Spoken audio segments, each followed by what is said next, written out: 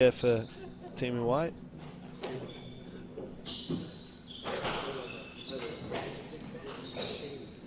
And that's good to see as well, though, right? Seeing the guys get a little lead here, and Bues starting trying to open up the court, and maybe we'll see some winners out of him as well.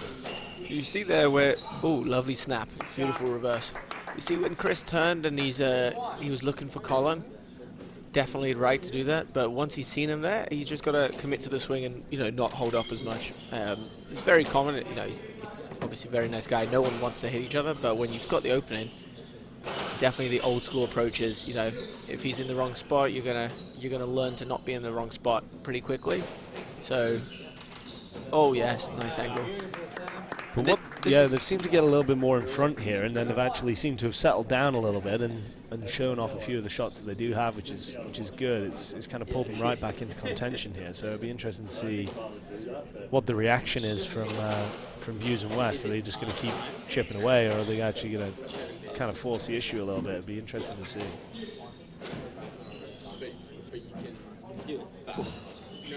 Good recovery from Bues. Oh, they're forcing it.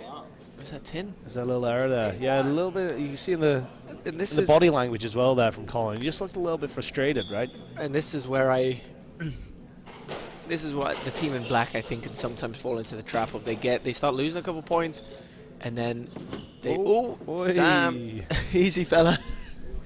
He was twitching there. Nobody wants one of those to the face. But Bues being forever the nice guy, just holding up there, not playing the old school. And sorry, I am not encouraging the old school way, but when it is open, you got to go for it. So it sounds like you are encouraging it. Lovely winner there, though. Oh, 10. Sorry, I've not got my glasses on. 9-1. So really commanding lead here to kind of level it up. Points are all square. That's a very... Oh no, no. Thank God I'm not in your industry, Ash. Numbers. Yeah, we'll keep you out the Excel, Jimbo, and keep you on the court. So 9-1 here. Positive comeback. I think they... Just down. It's good movement. Shame. Longman thought it was close.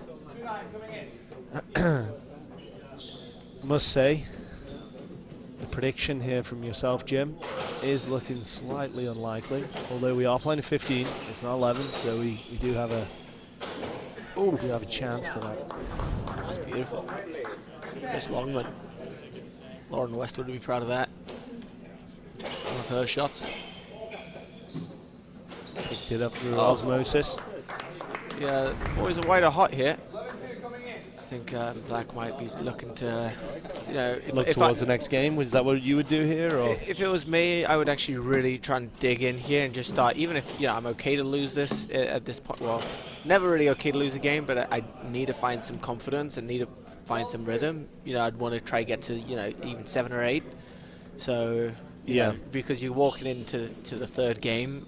Having been 5 minutes later after winning the first is not great. So black need to settle in and just start to find some openings and just start pushing the boys around. Yeah, I'm with you on that one. I was always taught and coached that even if you were down, like you say, really come back, try and find your way into this. You never know if you might even sneak the game, right? But at least if you can get yourself back into, 15-9, 15-10, you really come into that next game thinking, okay, I ended that last one the way I wanted to be playing. Yeah. Let's go correct it in this one, right? Because it's easy to panic. One love up, you're like, actually, this is exactly part of the game plan. This is exactly, the way we've envisioned it. Then next thing you know, team in white changed their game plan, and it's like, oh, what's plan B? Yeah. And they need to figure out what that plan B is here, and then adjust and go from there. But white's done a great job of turning this round. Really nice to see Fenwick as well attacking that front left. Cheeky little reverse there. I mean, Bues should be all over that, and maybe he's just switched off. Yeah, that angle's probably not going to do it at this level. Oh, lovely. Go on. Really aggressive play here. Oh, skillful. Skillful. There's the singles ability showing there. Oops, someone get Fenwick a neck massage after that head fake. Jeez. He is a stubborn Welshman, though. I was watching him last week, and they were down and out 2-love, and they clawed their way all the way back into the 5th game. Here we go. Oh no. Missed an opportunity there to finish the game, but it's fine. There's that reverse I was telling you guys about. Bues clenching on the tee there, just in case. Get up, you got to get up. There's the reverse. Nice. But that's where Colin can be dangerous as well, right? He's really picked up that racket there and shown down the line, and then last minute kind of thrown in the reverse. And yeah, I mean, also position-wise, you know, he could have taken that early, but he backed up just to really push Longman all the way back, and you know, it wasn't. There's Bues, one of his strengths there, turning on that and just firing in that shot. Beautiful. But yeah, so Colin, you know, backing up Longman and snapping that reverse. It probably, if I was back, you just want 2 or 3 more good rallies like this. Yeah. Oh, there we go. White's almost just showing off how comfortable they're feeling here. Chris Longman was a fantastic singles player. Used to play back in England with him, actually, and he always had a very good cross-court nick. That was what he was kind of known for. That was his bread and butter. Is that right? You see, getting hot towards the end. Didn't like playing long rallies, though. Was never a fan of that, but he did used to shoot the ball in. Whereas Fenwick was the opposite. He would love to grind.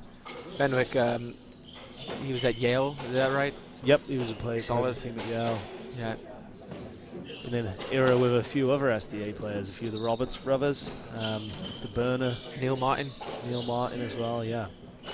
I feel like Sam's the type of guy you want in your team. You know he's going to work hard. You know he's going to be committed.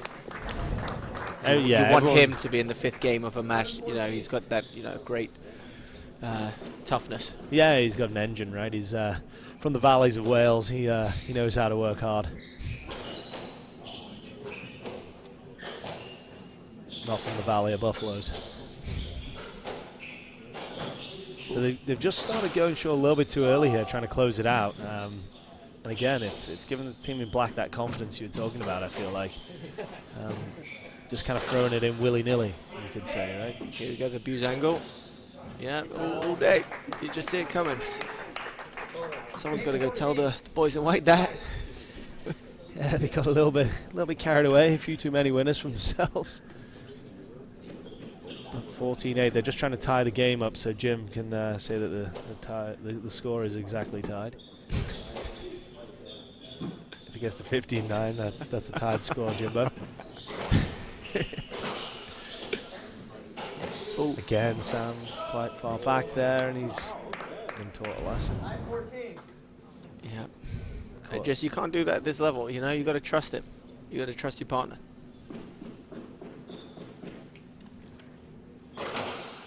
Oh, watch the spin. It's a great serve when that ball hits that sidewall onto the backboard, just jumps to the left. Every court's a little bit different with the amount of spin it's going to take, but you know this court's really jumping around. Yeah, I imagine as the afternoon progresses here in Buffalo, it's as the members start creeping into the back of the court, it's just going to get more lively. Yeah, that's what we want to hear. You let Buesy, beautiful. Look at that, bang. Managed to keep his balance and a decent-ish base to be able to let that swing go. Yeah, it's not an easy one, right? Up high on the backhand, to have that control and kind of pulling winners out the air from up there. So great shot from Bues up there. This is fantastic from Black to get back in it here. It's exactly what we said, right? Get yourself to 15-10, 15-11. Do flinch every time Fenwick's in that back right corner. I'm sure Lucas on the front row, who he hit in the neck yesterday, is probably flinching as well. Is that up? No. Just clip the tin the there right from Colin. Shot, though. It's the right shot. But yeah, Black will be walking off here confident. But we are tied at 1 game apiece, and we'll join you at the start of the 3rd for what is becoming an exciting match.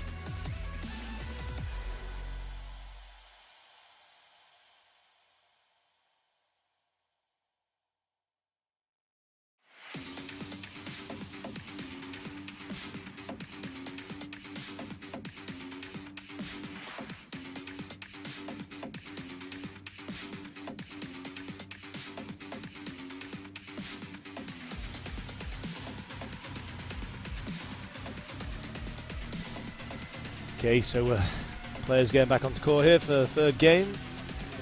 1-1. Looks like my prediction's still alive. Yours is dead, Jimbo. What's the thoughts here? Or do we need to ask, really?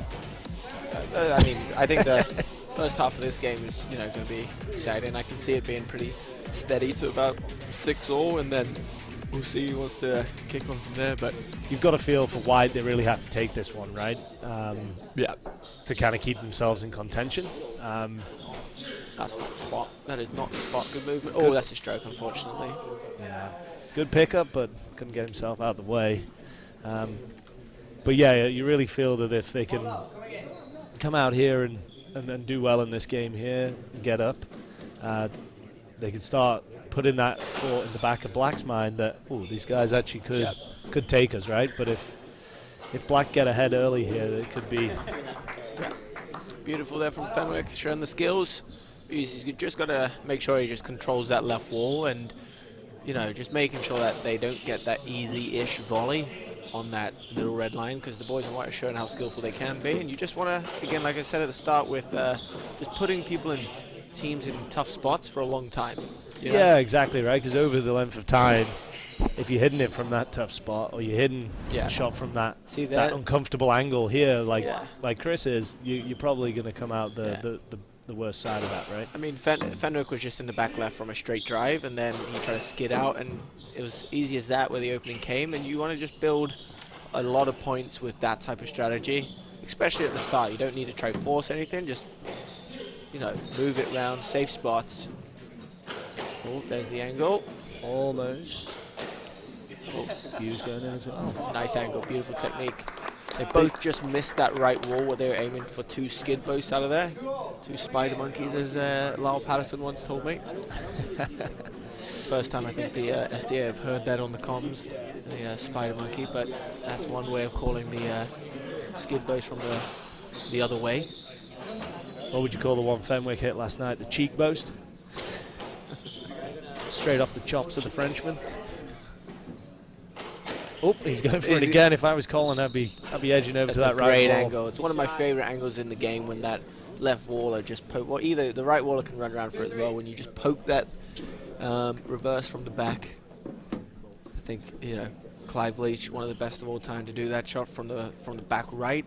Scott Arnold's player right now on the tour, who just hits that with a lot of pace. Doesn't worry about the other person's kneecaps and just fires that in. Oh, another good angle. But see, with Colin's movement at that top level, it's great positioning. He had it, he saw it coming. It was a beautiful shot from Sam, but this doubles court's pretty big, a lot of space to cover. So if you're in the right spot, that's what really counts.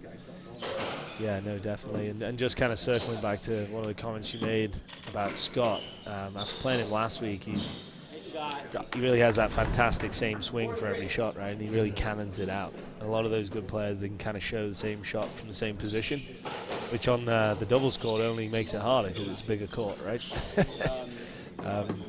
So it's... Yeah. Scott's, for anyone watching, I believe he's on next, and, probably could have been let there. Bues it was pretty tight angle. But yeah, Scott Arnold will be on next, and he's the 1 seed, the right waller, I believe world number 2, fantastic player. So check out his shot selection. Beautiful shot from Fenwick there. Boom.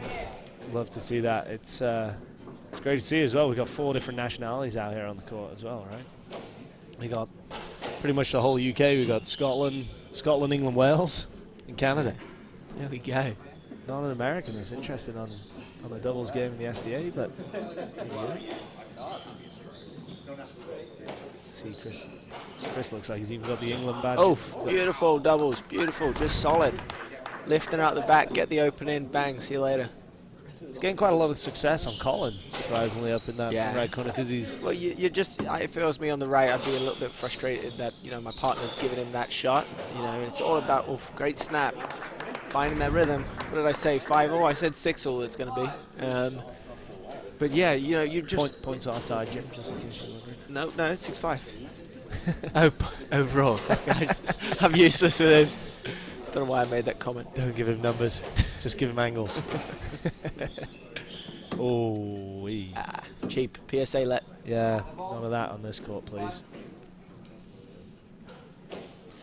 Yeah, there's definitely, you can see the clear difference between the younger guys who are more like the PSA or transitioning from singles to doubles, asking a lot more for a lot more balls. There's a little bit of that going on at the R&T Challenger last weekend. We'd like to see a little bit more of the old school style, like you're saying. Right? See that? Was that a frame winner? Wow. Let's give him. Let's say it was a into out. Into out. Yeah. You can see by Colin's movement, he was clearly hitting cross there. Is that 6-all? 6-all, yeah. There you go. Love that angle, causing a bit of chaos. And then there's the result. You get an opening at the front. Okay, let it rip, let it rip. Nope. Was that into the floor? No, top of the tin. Are you sure? Give him credit. Okay, we'll let him off. Don't want to see a replay of that one if that was into the floor, but missed opportunity, you must say there, right? To go up 7-6. They had the front court. Got across, Cross, watch the good. angle. Bang. It's pretty much every time. It's like clockwork, isn't it, that angle for Bues? I played him enough times and played with him. So you see it coming. Turn for that. See, Busey would turn. Oh! Sam's not really committing to which way he was going to go there. Bues I don't think jumped. Fenwick knew what he wanted to hit there. Yeah, I'd like to see him turn on that. Just just wrap the forehand around that maybe. At least just for future times he plays, just to add that just to the toolbox. Interesting angle, but worked out quite well. Got Colin in a pickle there. Yeah, Didn't really know where to move. Yeah, Colin's he's a very good mover and positions, reads the game well. I'm surprised he got tucked up by that. I think he's probably quite frustrated with himself there. Yeah, it's interesting. They're just you can just see a little bit of frustration in his body language, and. A nice shot to the space, and that's if you break the ball too early, which a lot of people do, that's common. I would say that's a pretty good break from Sam, but Colin saw it early, was able to just box out the right. It really, it allows that shutout, right? So that's really nice from Colin. And a good bounce back, right? All great players. They have a bad rally, they bounce back, right? And that was a good one there from Colin. You can feel there's a little bit more intensity in these rallies, though. You can see it, right? Yeah, I can even feel it. Watch out. Sorry, I feel we're giving Sam a bad rap here, but it's a good Busey angle there. He loves that shot. Busey's, you can see he's really, this end of the season, it's a great turn. He's looking in great shape. He's been, nice shot, Colin. Timed that. That was pure. Look at that, just fly by. Boom. Yeah, great pace. No side ball, really beautiful. But yeah, Busey's looking fit and strong. I can see him, if they get through this, to be, whoever wins the 3:30 match, there should be a very tough team if they're the ones to go through. Oh, great reflexes. And that's the thing, doubles, get in front and look to just cut that off. Get away with a few. No backswing really, just get on it.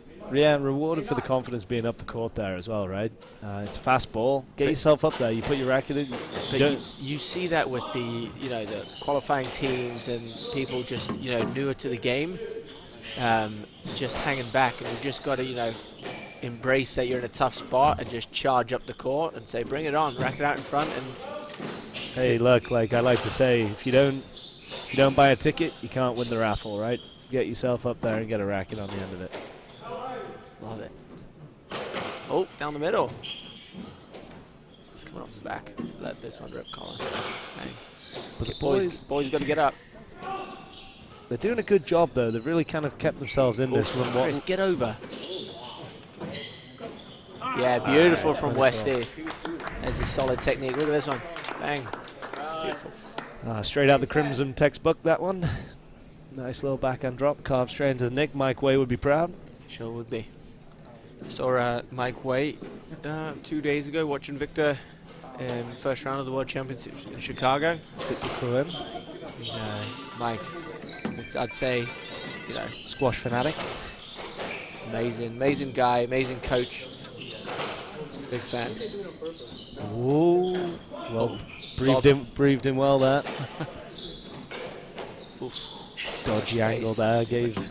giving Sam a little bit of tough. He was just Bues and West just working them around nicely here. I feel White haven't had control of a rally in the last few. Black's just got momentum, showing why they are the 2 seed. But do like seeing that. Colin wasn't expecting that and just mixing it up. But it's an extremely hard angle to hit. You've got to hit that very far back to way more, closer to the wall, and you've got to hit 3 walls there, otherwise that's setting right up. Good skid out. That was a great serve. Nice skid out. Get some reward here. Opening. Let's see what we can do with it. Oh yeah, I don't like that choice. You've got to put the pace on the ball. I mean, you are Steve Scharf. He would have loved that, but I think there's no dig on Scharfy. He likes mixing it up from the front, but I'm a firm believer that needed to be told, right? It wasn't told. It was asked. You don't win rallies with asked balls, and then you end up losing the rally there, and a big rally as well. Oh, you just didn't see it. Westy, beautiful. All right. Chris just having a word there, saying, Sam, next time don't hit a lob when the ball is in the front and very easy to rip as hard as you can. Little friendly touch for his Welsh teammate there.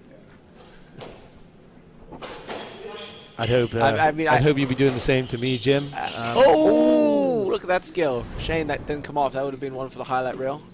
Oh, again. Was that badminton? Again, Sam is just trying to crick his neck, I tell you. I hope we've got a good masseuse somewhere in this Buffalo club with all these head fakes. Oof.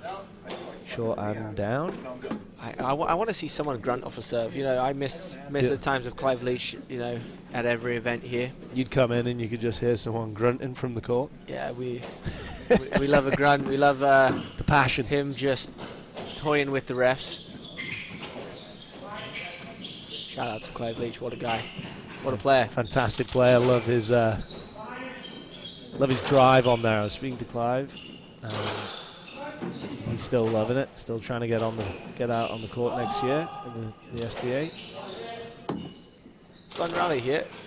Oh, Buesy. There's where Bues loves that position, jumping back, looking for that forehand. He didn't quite put it down. And just looking back to kind of like the tactical part of the game here. Although this has got erratic and it looks a little bit more fun, and they're shooting a little bit too early, the team in black with the consistency of strike and the target hitting, they're just starting to pull away here. Yeah. 15-8 or 14-8, you're on the scoreboard. And remember, I'm sorry, but I don't want to give myself too much credit. It was 6-all, and then the experience has really shown off on this back end of the game. White's, they rolled the dice. They tried to hit a few good shots, maybe not at the right time. Beautiful. What do you give yourself credit for calling it? Yeah. Oh, okay. Trying to redeem that points calculation earlier in the stream. But here we go, 14-9, nice shot from Chris. Kind of showing the angle because he's hit a few and then ripping it down the line. I do love to see that.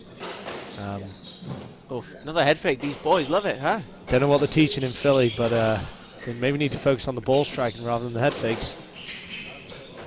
Oh, beauty. Double bluff. They'll snap. They'll snap. Oh, and another head fake. Crikey. They must be notching them up now.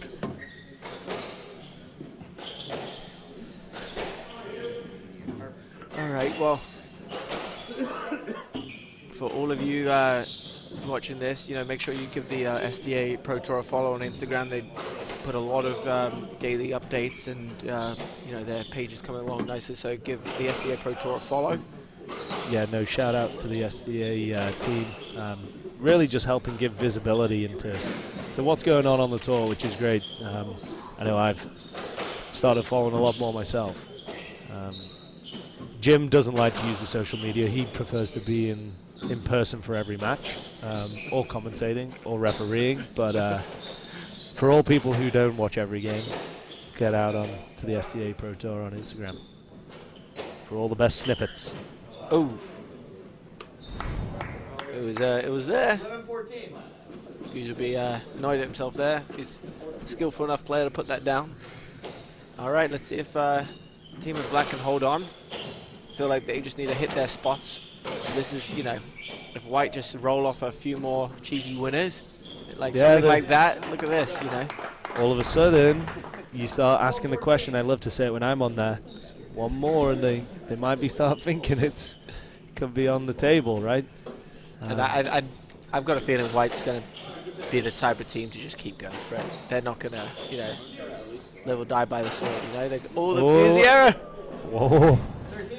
Do the boys in black have the stones? We shall see. You see Colin just giving Busey a little confidence there. Oh, another error. They're testing their team chemistry. Let's see what happens. Oh. Both going to be leaning on each other. Watch them go a little bit passive. The team in white, you want to keep it rolling here. Oh, Busey, look for it.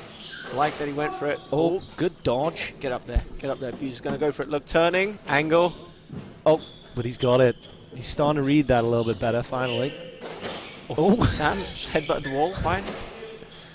If he can't hit his opponent, he'll hurt himself. Oh, great pace by Colin. Classic West right here. Busey, stroke. That's a stroke, unfortunately. Busey, that's game. We missed a point. 14-9. What happened? Yeah, real collapse there from the guys in black. They will be kicking themselves, and this is turning into a really, really exciting fourth game. We'll be joining you at the start of.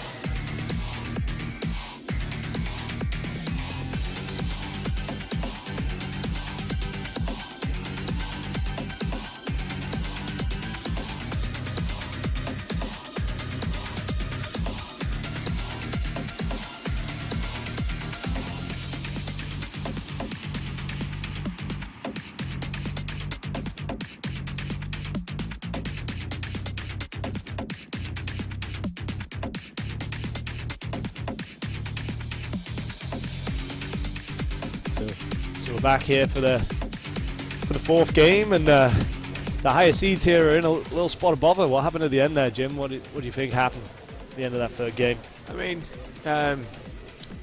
I think Bues and West still try to go for it, and they unfortunately clipped the tin a couple of times. They were trying to stay aggressive, and it just didn't quite work out. And they played a good third game up until 14-9, right? You would say it was kind of textbook. Yeah, you hate to see that, and it's a tough one to take. And we'll see how their chemistry holds up. If you're black here, you want to make sure you get a good start, because you go 5-2 down, and you start looking at your partner saying, "Oh, what's going on?" And obviously the team in white are coming back into this feeling like they've had a bit of a life freebie, bit of a freebie, and they're like, right, let's crack on. So a fair play to the boys for hanging in there and being tough, and that's what happens. That's doubles, right? It's momentum. Not that I know too much about doubles just yet, but I think we're joined by player here, Jeff Osborne, fantastic player. And he was just commenting, Sam Fenwick's got a beautiful, both boys have got a beautiful reverse and can put the ball down, so they just got to make sure they keep finding openings to keep moving that ball around and not just let the boys in black just outpower them and play them with And that's classic double. And I think that's kind of what we're going to see at the start of this game here. You're going to get Colin and Bues really kind of come back into this and establish their groundworks, right? Yeah. So how can they get the team in white behind them? How can they break that ball into the side wall? Well, one thing. So at the start of every SDA match, for every SDA match, once the third game hits, it's an automatic new ball. So as That's you why see, they're they're warming warming it up here, and I think that might favour Bues West here, just because the ball's going to be flying around quite fast, and it'll make those shots that they've been laying down just a little bit easier, a little bit harder, to lay down, right? Yeah. And I tell you something, as a player, when you get that new ball, you've been timing that ball nicely, and you come into this fourth game, and you see Longman just going for it straight away. Was feeling good and just mistimed it maybe because the ball's a little bit faster. Yeah, and then that serve from Colin, same angle, but because of the ball, you see how it went straight to the corner and didn't quite kick around. These are all just little things that the white team might not be picking up on as slightly less experienced, should I say. Yeah, but they've just got to hang on with this new ball and just move it around. I wouldn't be shooting too much. I'd just get used to the ball, just keep positioning, build. But Bues Boys in Black want to probably try and make the most of this new ball here. I'm sure they had a stern team talk in between games here, and it's shown as they've come out here. But that's that reverse. That's that Fenwick reverse. But he's really showing it. But Bues has just got to creep up. I think, an old school approach would just, take it on the knee. I'm going to stand in front of that angle because I'm not getting it. Want to see that from you today, Ash? I won't be standing in front of any balls agreeing to get hit, I'm afraid. You need a new partner for that. Clive Leach or someone like that who's a real man who can take a hit. Here we go. I reckon these boys are just going to start swinging for the fences, and if you're the team in white, take a chance, right? But you want to just start calming yourself down and saying, no, I'm going to go back to chipping it and putting in that angle when I can. Got to lift out. Good. He's not enough, but it was okay. I'm probably one of the biggest victims of that when you get a new ball or it gets into one of these tight games like this, is just kind of blowing yourself out a little bit, right? Getting caught up with the other team who are trying to inject pace and kind of sometimes blowing yourself out and then making it difficult to take the ball in. So, like you say, just resetting and getting control of your emotions and sometimes getting the heart rate a little bit back under control. Yeah. But good start from both teams. Bues, that's a big error. Fortunately, he's got to keep his confidence. Bues and West are two great players and with a lot of experience, and this is their worst nightmare. First round, they haven't had a warm-up match because they're a seed coming in against two hot players and very skillful, and they've just got to hang on. They've got to fight here and put the ball in tough spots for the boys in white to try and shoot off. Yeah, it's just as you say, coming in without that game can sometimes make a difference. And stroke Bues, what a shame. Bues is having a little bit of a meltdown here with a couple of errors and interesting choices. I tell you one thing, I'm not trying to say that training, the way Bues is training, is a bad thing, because I think he's worked hard to get in good tournament shape here. That beautiful shot. One thing when you play a lot and you put a lot of pressure on yourself to make sure you're really ready for an event, you show up and you're expecting a lot, so it just adds to it. Nice shot, Colin. Beautiful. This is what they need. These loose balls around the middle, and got to back themselves. Yeah, drawing on the experience and not getting too flustered. I wouldn't be hitting the panic button just yet. Oof. But if I kept seeing those coming in, I might. See, this is the underdogs just letting it go. Roll the dice. Give it a go. He's got to hit that. I think he was more worried that they weren't ready. Surely not asking for a let on that. Angle. He's got to get that sit down, but part of the new ball. He was seeing that so well earlier. Right, Colin. Really got both of the guys backing up there when he winds up. One thing I would do if I was Colin, I would just try and keep showing that big preparation on that forehand, and you see Fenwick just tends to anticipate that hard cross-court and move back, and you can just cut inside it, hit a 3-wall, and just see what that does to Fenwick's movement. Yeah, and it's interesting. Fenwick See that? He's already waiting back there. Yeah. Just watch that when Colin hits from the back right. Sorry, you're saying? Fenwick is not covering for Chris as much. I don't know if they spoke about that in between games 1 and 2, but he's not getting caught behind as much. But just as I said, he decides that he's going to cover. Commentator's curse, of course, but for the past couple of games, they've kind of figured that out a little bit better. Bues. Westy. Team chemistry. Come on, boys. Sloppy.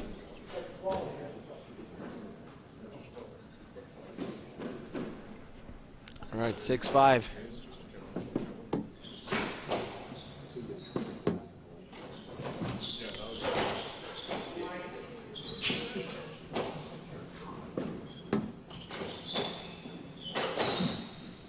Oh, just a standard let there. Don't know if that was a missed cross-court length or just a bad cross-court neck. 6-5.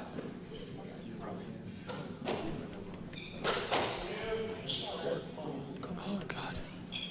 Shut that straight out of court. But yeah, probably a good time to thank all the sponsors as well that are supporting this event. You can see up on that front wall, there's a host of sponsors, and obviously without their commitment and support to the event, this event wouldn't take place. And obviously, as we can say as players, we feel very well looked after, and it's a fantastic club, and happy to have this on the STA tour. So shout out to all of those sponsors that make this weekend happen. Yeah, thank you. Speaking on behalf of the players, love playing here, and we've got some great doubles to go with it. So tight points now, and really could decide the course of the match. 7-6, I hate to say it, it's obvious, but these points are crucial now, more so for Bues and West, you'd have to say, right? Yeah, and I know that position Bues is in. He's looking for that reverse, and he's just hesitating over it.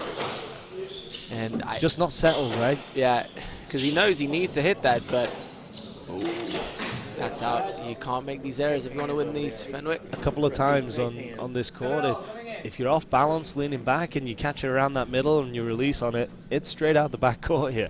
It's not sitting down for you. Throwback to the Commodore Club in 2017 with you sending a few out the back balcony. One of my favorite courts in the world, the Commodore in St. Paul. If anyone watching from there, shout out to you guys. One of my favorite courts to play on, and where it kind of our team bond kind of began, Jimbo. That's right.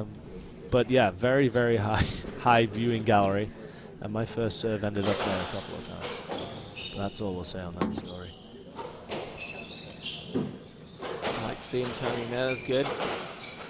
Good spot there. Bues handled that well. He tucked him up. Longman's hitting Bues' right hip there, and Bues defended nicely. A lot of people cough up a loose ball. Do you think maybe here as well, like getting a bit more height, getting Fenwick stuck in that back left corner, probably a tactic they may look to employ here? I mean, these are what I think that's 3 out of the last 4 or 5 points that have just gone straight out the back. Come on, boys, you got to stay tough. But Black just remaining solid. And it's a very easy thing to do, right? As an underdog, you get 2-1 up, you're 7-all, you kind of see the finish line and you get excited, and it kind of draws you away from all the great things that you were doing to get yourself in that position. So, and that's mentality, right? It's keeping that focus and keeping that discipline. You see Bues trying to take out Colin's left arm there. It's all part of the game, right? Some of it's hidden, some of it's mental. It's very well done from Fenwick to get over there. You know, Bues held up nicely, but if Fenwick didn't jump across, maybe it was a little bit late, but you got to go there to take away that angle. Oh, there's this new ball. They're not quite figuring this new ball out.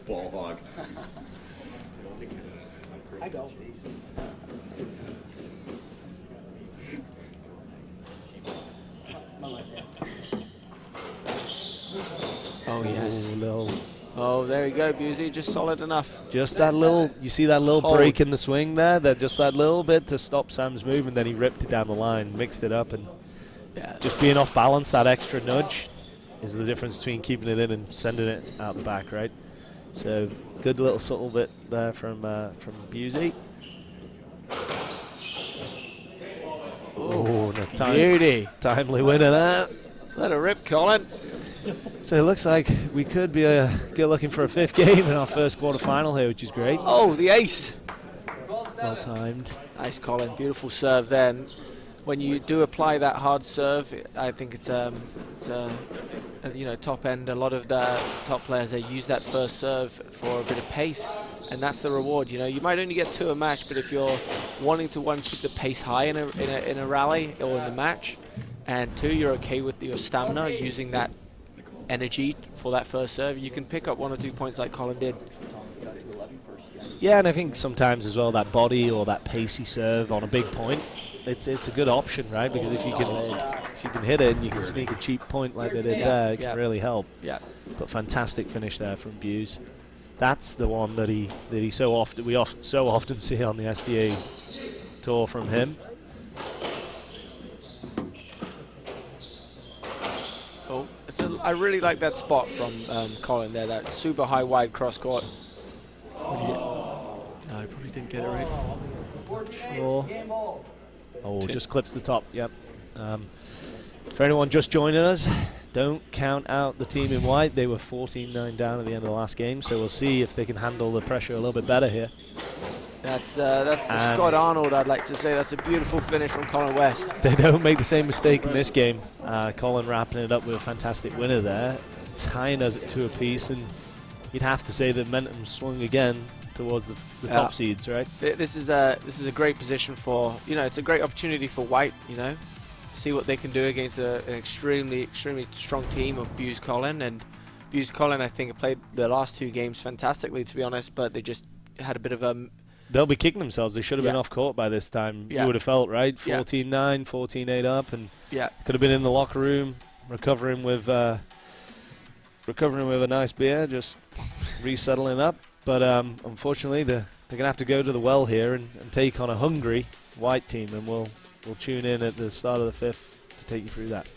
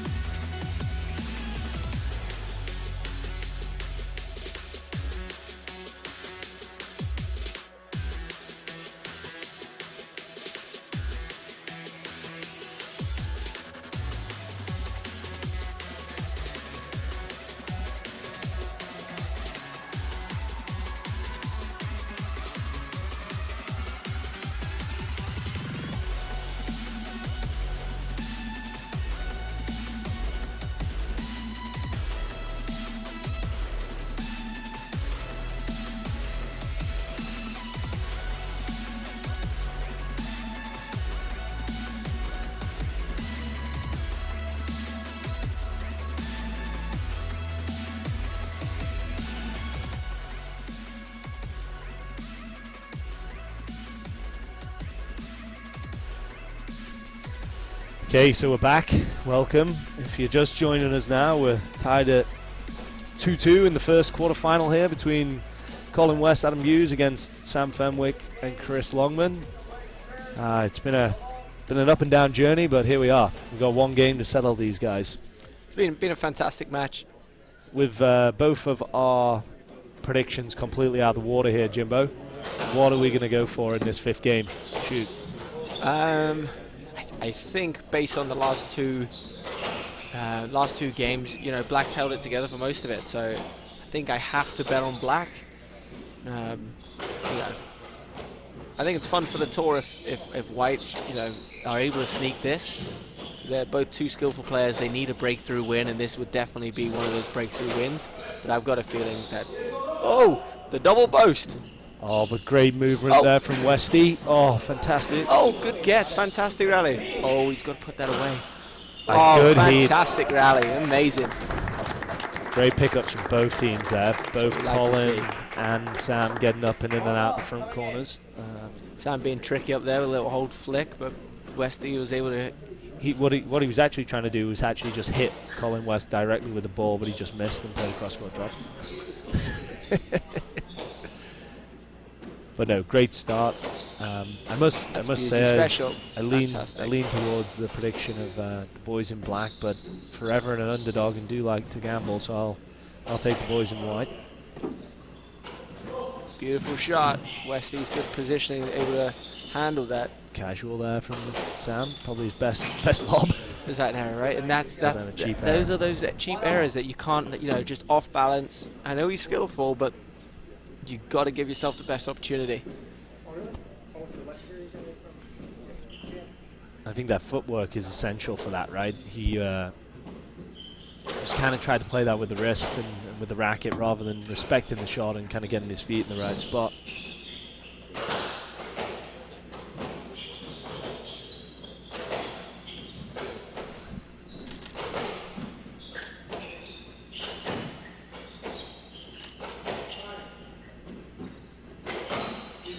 Nice ball down the middle, so the guys are just starting to look. Oh, what a lovely wind up there. Bang. Finally, turned onto the forehand. Yeah.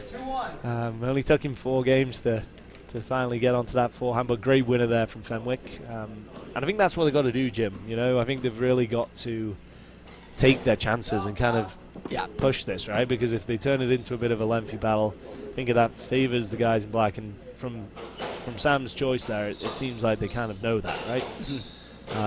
So we shall see. Mixing up the angles. I don't think you can give Westy that one from Fenwick. Unless you're breaking it. Oh, beautiful Bues. That's where he's good. Lovely shot. That's what I love about a good left waller, when they're just looking to turn and you just see those angles. You don't quite see that if you're just hitting the back end. Yeah, probably something that Fenwick can probably learn from playing down that wall with Sam here a little bit, right? Is that rolling round. But like you say, you can't give quality players the front of the court with time. Oh, just like that. And that's your classic game of sides training. When West goes back to that, you just got to lift out of trouble. Put it in a safe spot. It was nice to see the little Welshman give us a little roar there. Bunch of the fist and showing that he's up for this. I know we were talking a little bit earlier between you and me, and it's nice to see players when they want to take it when you're playing with these guys, right? You give that fist pump, you let them know that you're here to win the game. Right. You're not just here to make up the numbers, and you can get a cheap error out of something like that, as we saw there from Bues. So yeah, we want to see players getting stuck in, so let's bring it on, boys. Really push the pressure onto them, right? You let them know that you're ready and you're good to go. I tell you what, a lot of people don't like seeing that, and fair enough, but I'm all for players getting stuck in. Yeah, I'm sure we'll probably annoy plenty of people by shouting and fist pumping and supporting ourselves. I'll just be shouting at you, Davies. That's okay. Probably deserved. As long as you don't tell me to serve harder. Everyone in the crowd should be okay. That's a good lift though as well. Wow, okay. Good mix of pace there from 5-2. 5-2.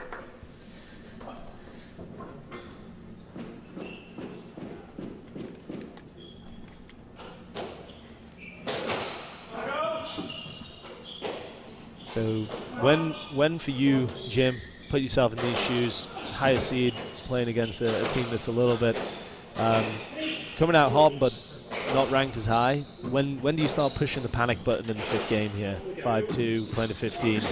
What's going through your head for all the viewers back home? I mean, I think a big one is it's so important to keep team chemistry here, and nice length. And see, this is when you can look at each other and think, who's going to start hitting the winners. And typically, you just got to stick to that game plan.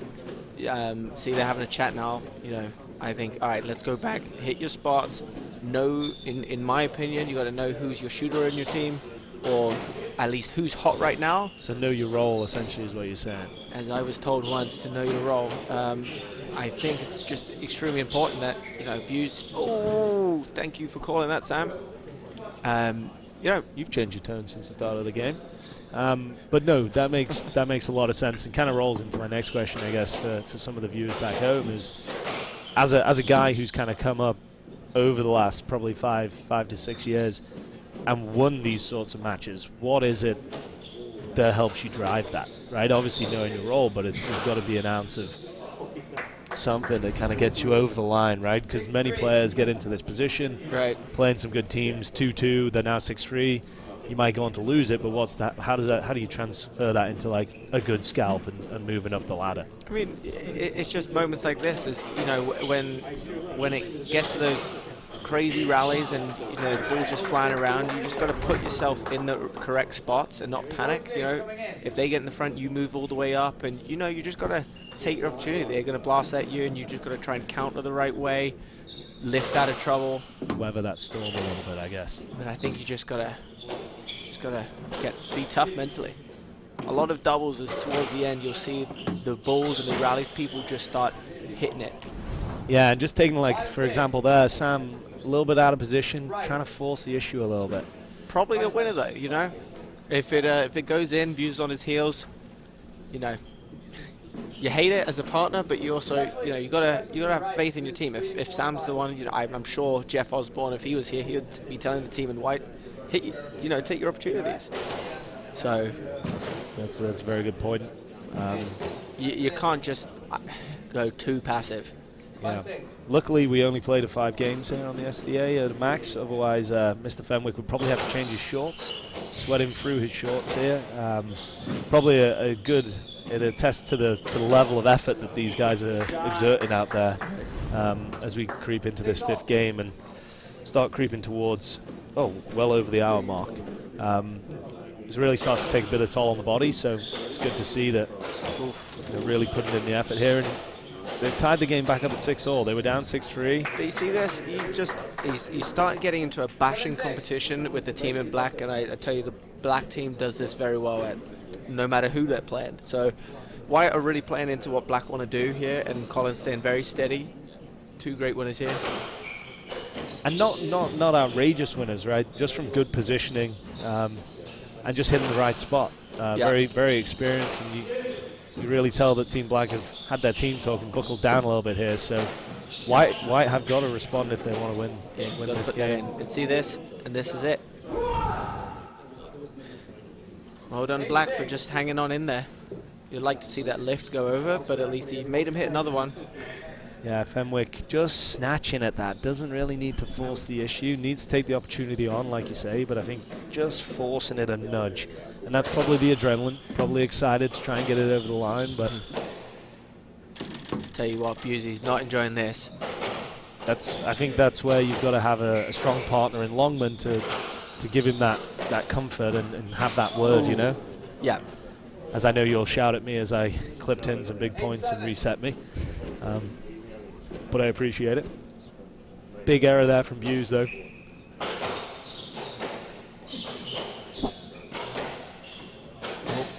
Yeah, you want to see that. This is the 5th game type of shot. You know, you get your opening mid-court. It's very easy, and I fall into the trap of that, just lifting out of there. And well done for Longman, staying positive. And that's how I believe they're going to win.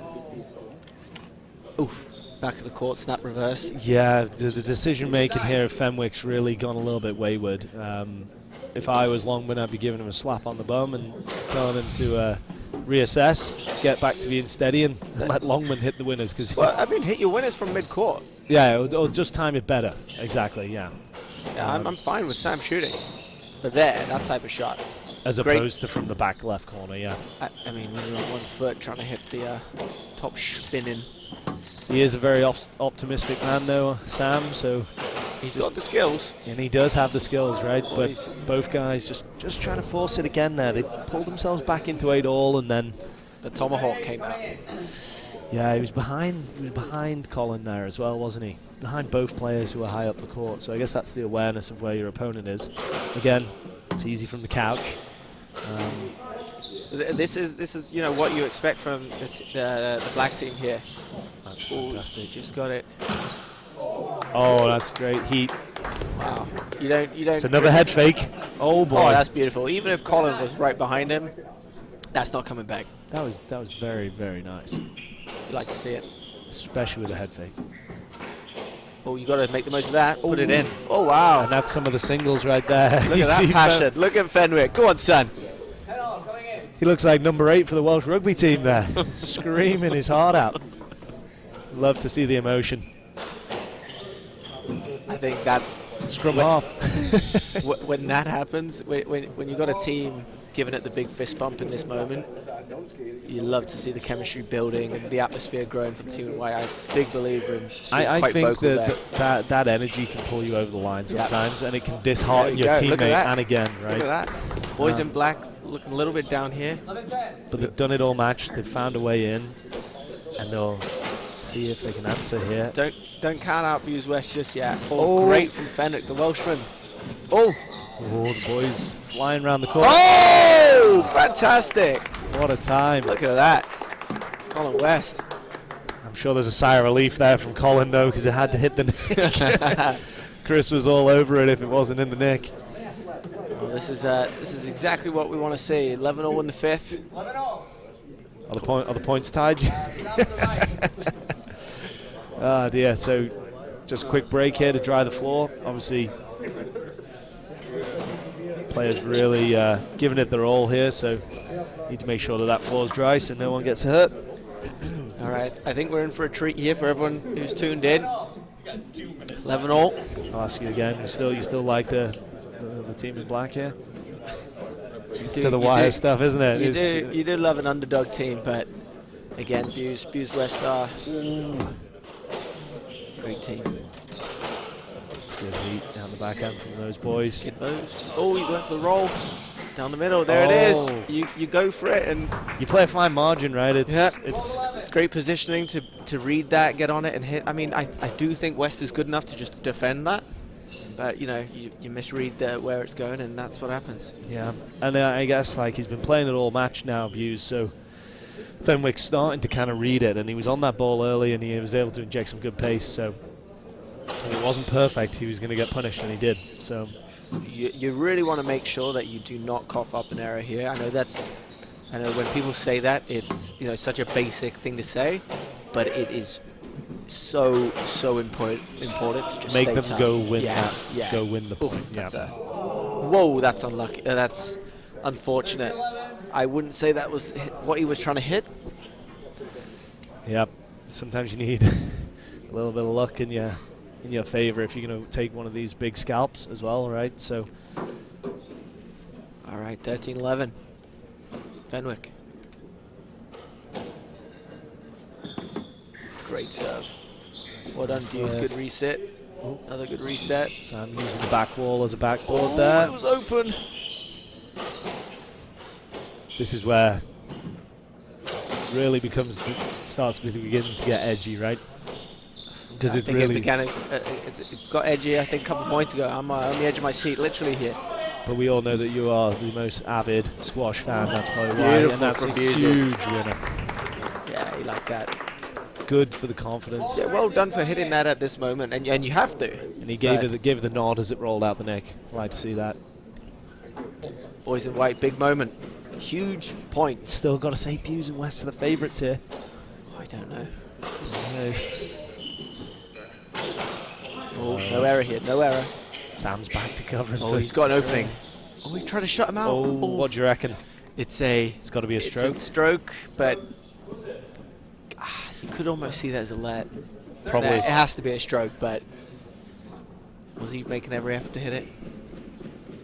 That's a stroke. What am I talking about? Yeah, I think you're chatting a bit of rubbish there, Jimbo. It was between his legs on the first bounce. Oh, Busey. Interesting angle, tied up.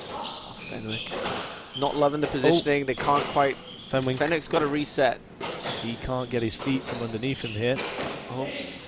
Yeah, I like that. Like that a lot. Smart move there from Chris, just kind of taking over and just resetting the rally there.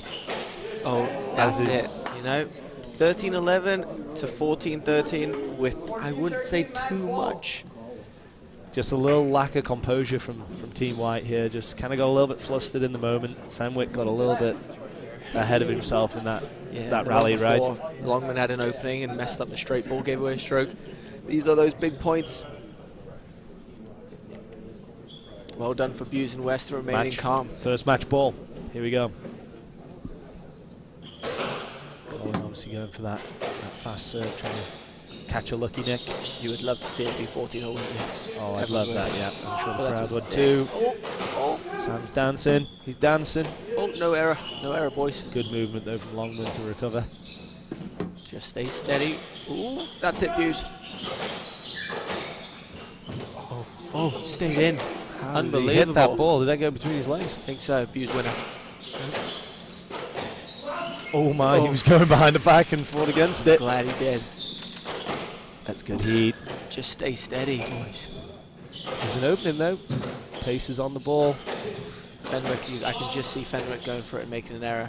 You'd want to see him just hang on. And there it is. Wow. That's the steady, solid Wow. space. He hit it right when he needed to into the space there. Well done. Well done, team in black, for hanging on. They will be having a big sigh of relief because they were right up against it there. Yeah. And that seals our first quarterfinal. Colin West and Adam Bues sneaked through in a tighter affair than they would have liked, but a win is a win. Well done to Chris Longman and Sam Fenwick for really showing, the type of squash they can play. This is a great team, for the next I think few years. Yeah, I think it's a great confidence builder, right? They were on the cusp of getting the win there. Yep, they're going to hit themselves and they're going to watch this back and they're going to regret a few shots here and there, but I think overall, great effort from them, and I think they'll build from that. Yeah. So yeah, they should be happy with it, how they played overall, but those are the big ones you got to take. yeah, so that draws this game to a close. Thanks for joining us. I will be leaving the commentary box, but I'm sure Jim might be back in the next one with another guest. Thanks, Jim. Cheers, Ash.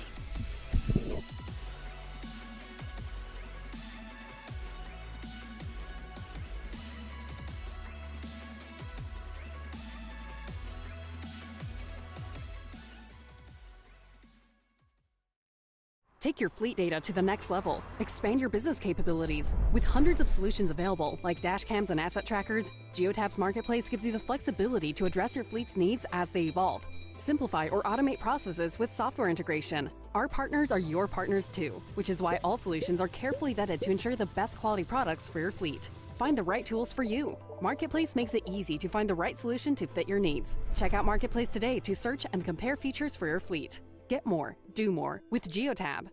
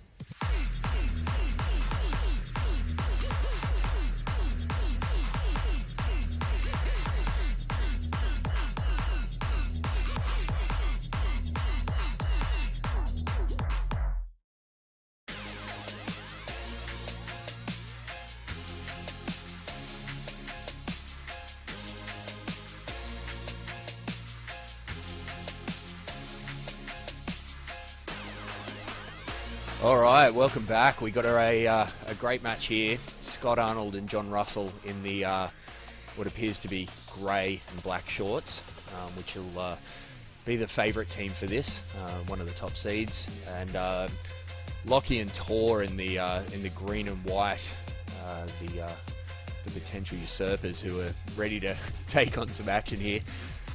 Lockie last weekend was playing on the right. He's back over to the left wall, which I believe is where he spends most of his time. He's a really interesting player. Tor, the big man on the right, he's gonna stand his ground and give it a good whack. So between him and Scotty on the right, we'll expect to see some big shots. But Johnny Russell, the hands, he's well known for his ability to put the ball away, and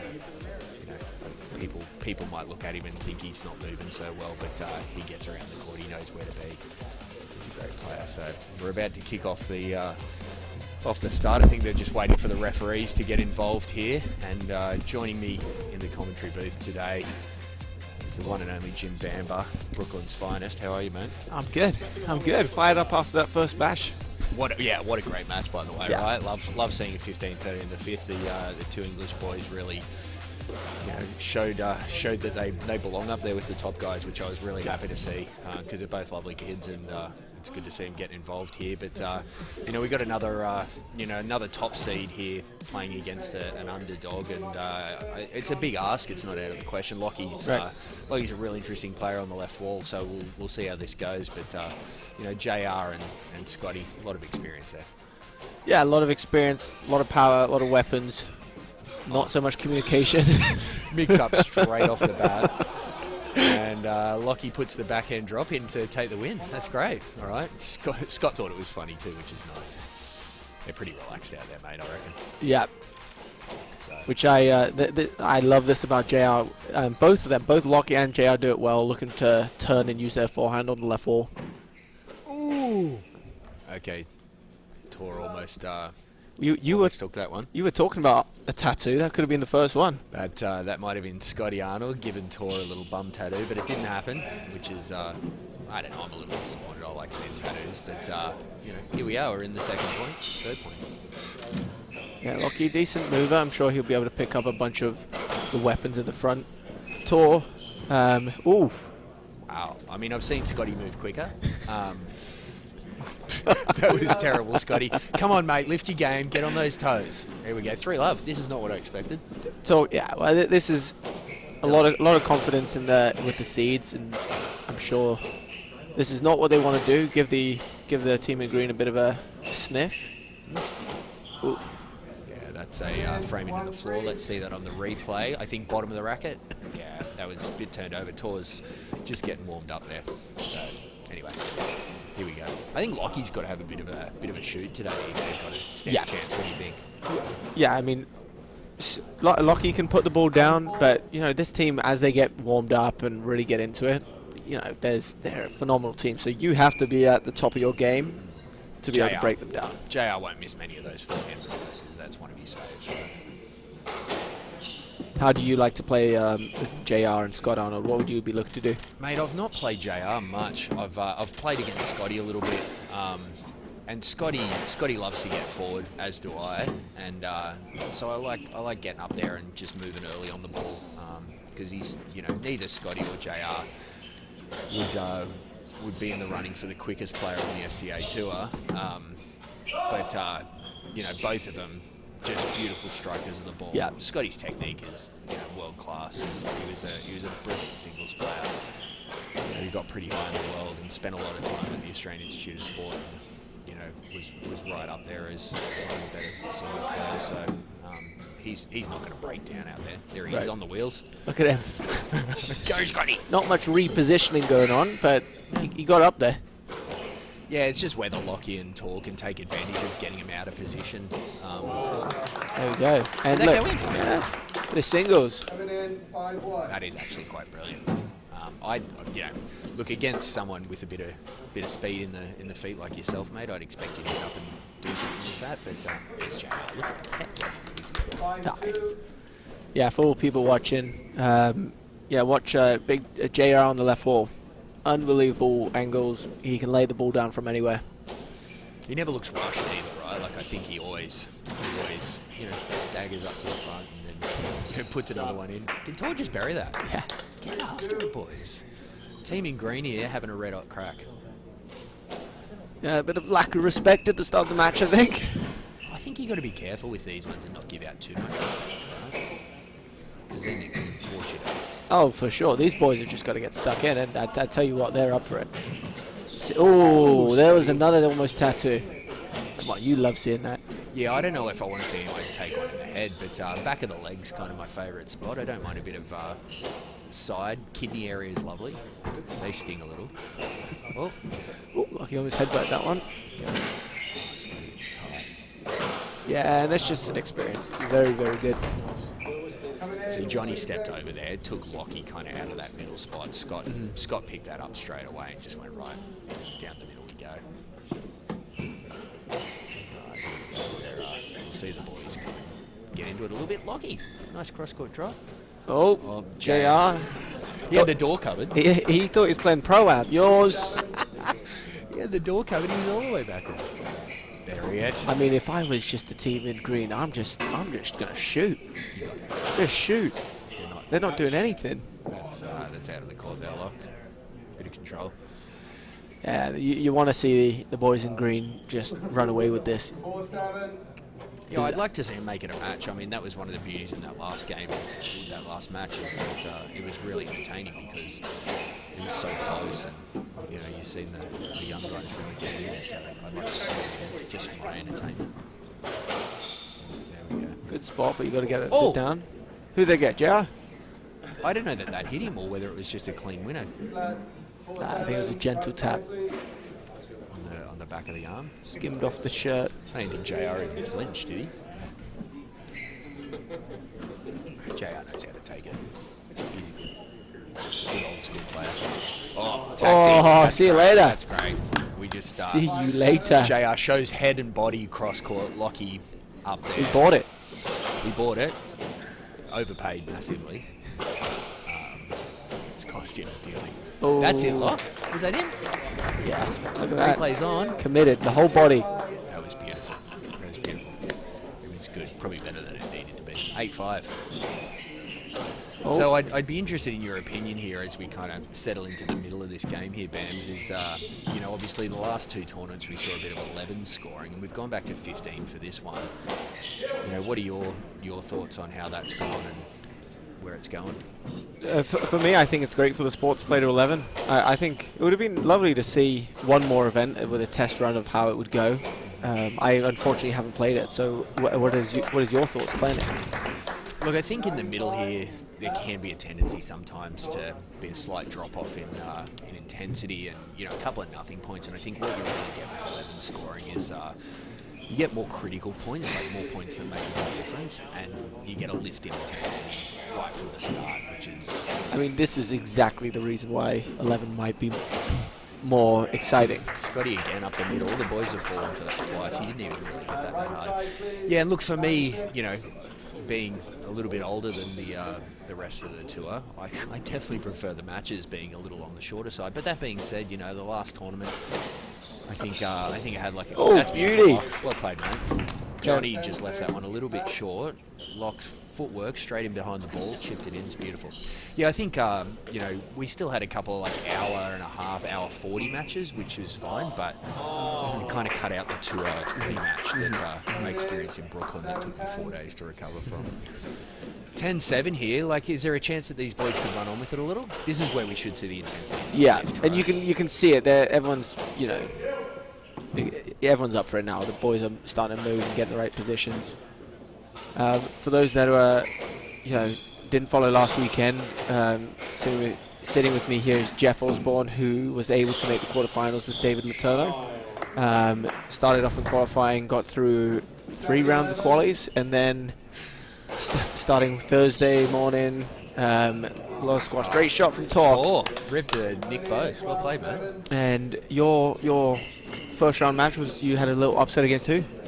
Yeah, we had Sam Cleaver and Greggy MacArthur. Oh, JR hit that down 13-7 here. We're in a bit of Barney Rubble, as they like to say Yeah, we had a great match, and Dave played out of his skin. He was so good last weekend. He's got hands. Mate, his hands were unbelievable, and we had a bit of a game plan, and he was really great at sticking to it, and it got us through. What a serve, 14-8 game ball. This is the upset we were looking for. Bit of a slow start for the team in grey. I mean, it was. You could see this coming. You know, JR's got so much confidence in his ability. And he's probably no warm-up and using this as the warm-up. Which is, probably an error in hindsight, but whatever. That's down. And that's game. All right. Good first start to the game. Look at his smile. Look at him. Exactly.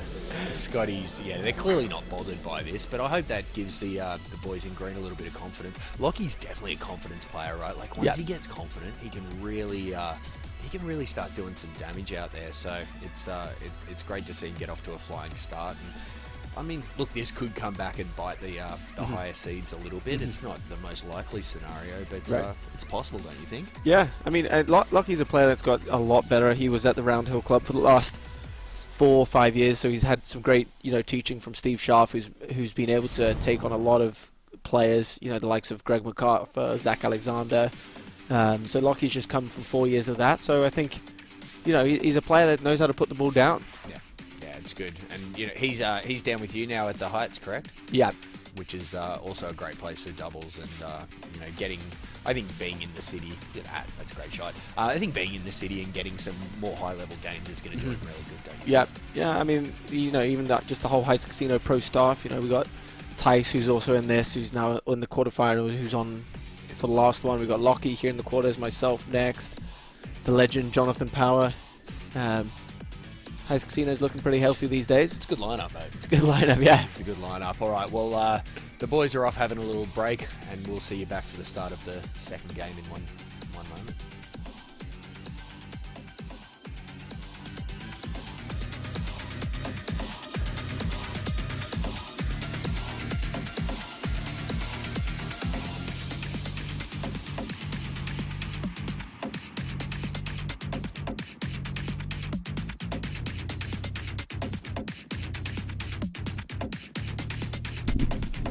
All right, here. So, first game to the underdogs. Very good performance, but also a slow start. I think this will be a very different game. Yeah, I'm actually quite happy they got back on court quick and didn't muck around, which is nice. See if they can run with the momentum. But that was down. Yeah, I expect to see JR and Scotty kind of get the ball in behind them a little bit more this game and make them have to work for their positions where they've got an ability to actually get a few winners in there. So JR just put a few through the middle, not much on him at the moment. He's we need a bit of a spark out of JR. Hopefully it doesn't take him going 2-0 down to get that spark, because that could be trouble, right? Yeah, it's sometimes annoying to see. You want to come see him, come in and just, he's probably one of the most fun players to watch because he's so good. So we'll just wait for him to start doing his thing, and once he does it, I'm sure I'll enjoy seeing it. Oh, well done, Tor! Oh, Tor! Buried that in the nick. Thanks for coming. That was a great fight. I think the high five was well it was needed, huh? It was well deserved. So, fault. They are just being careful not to give him another crack at that nick. So, be careful. Trouble there for Lockie. They're doing a good job, though, of getting the ball to the back wall at this point in time. Would you say that's a bit average? But yeah, and look, Lockie's definitely gonna be good in getting back into the right position. He's gonna reposition the right way. So even if they get worked out of position, JR's unlucky, he missed the side. Yeah, he was open. Because Lockie was standing right up, which I don't know why he is, because the pace shouldn't scare him. The court's moving okay, but it's not something that he's not seen before. It's not out of control. I feel like when the ball's coming on you quick, though, you're better to step forward and actually take it early rather than to step back. 100%. But all these boys have got fast legs, so they can pull it off. Oh, that's going to work. Oh, Lockie just getting in the way. JR's not going to like that. I'm a fan. And the fadeaway? Yeah, that put in. I think JR's got a little hip flexor issue there. We'll just watch You're his right. movement.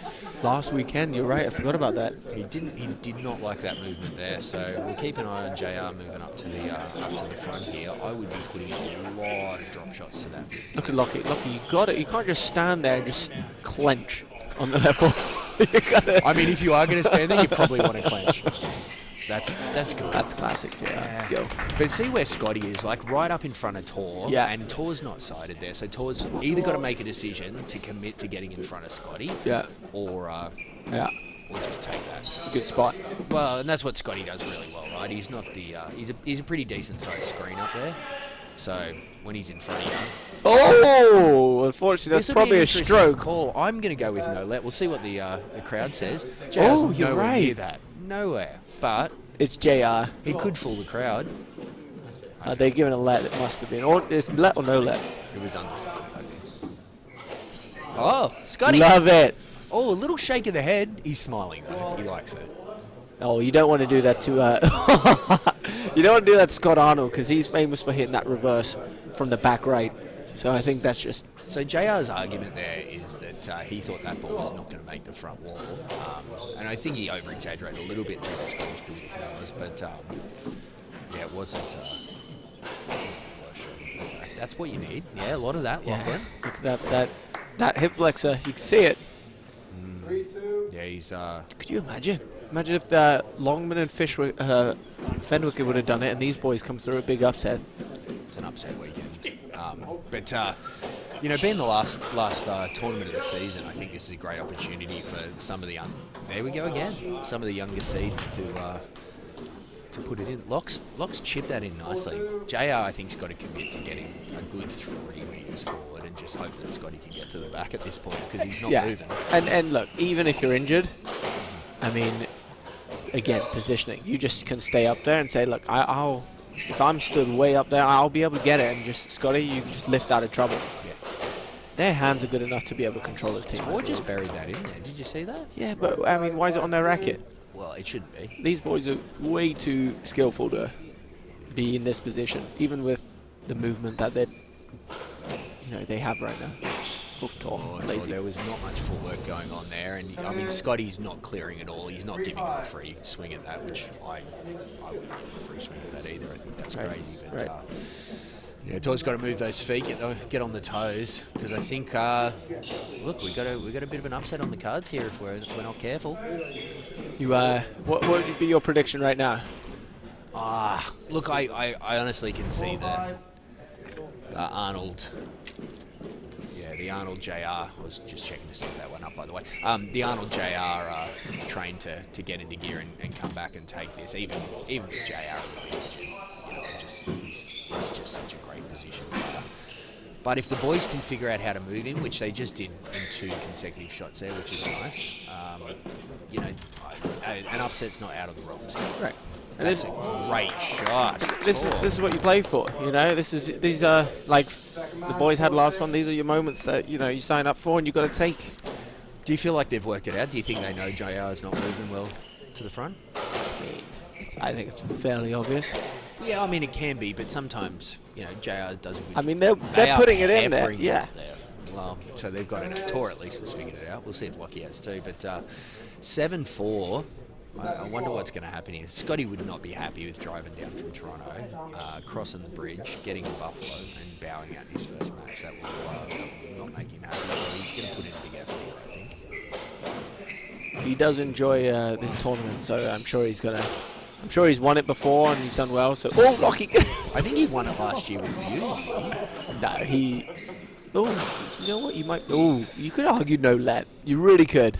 Well, look, it's an interesting question how the tour goes there, because I think in those instances, if Scott swings at that, it's not hitting anyone unless it's going to the side wall. Yeah. And they've played all that, which is, they're nice. That's safe. Scotty, but I mean, I think from a safety perspective, I don't think anyone's getting injured out of that. 100% agree.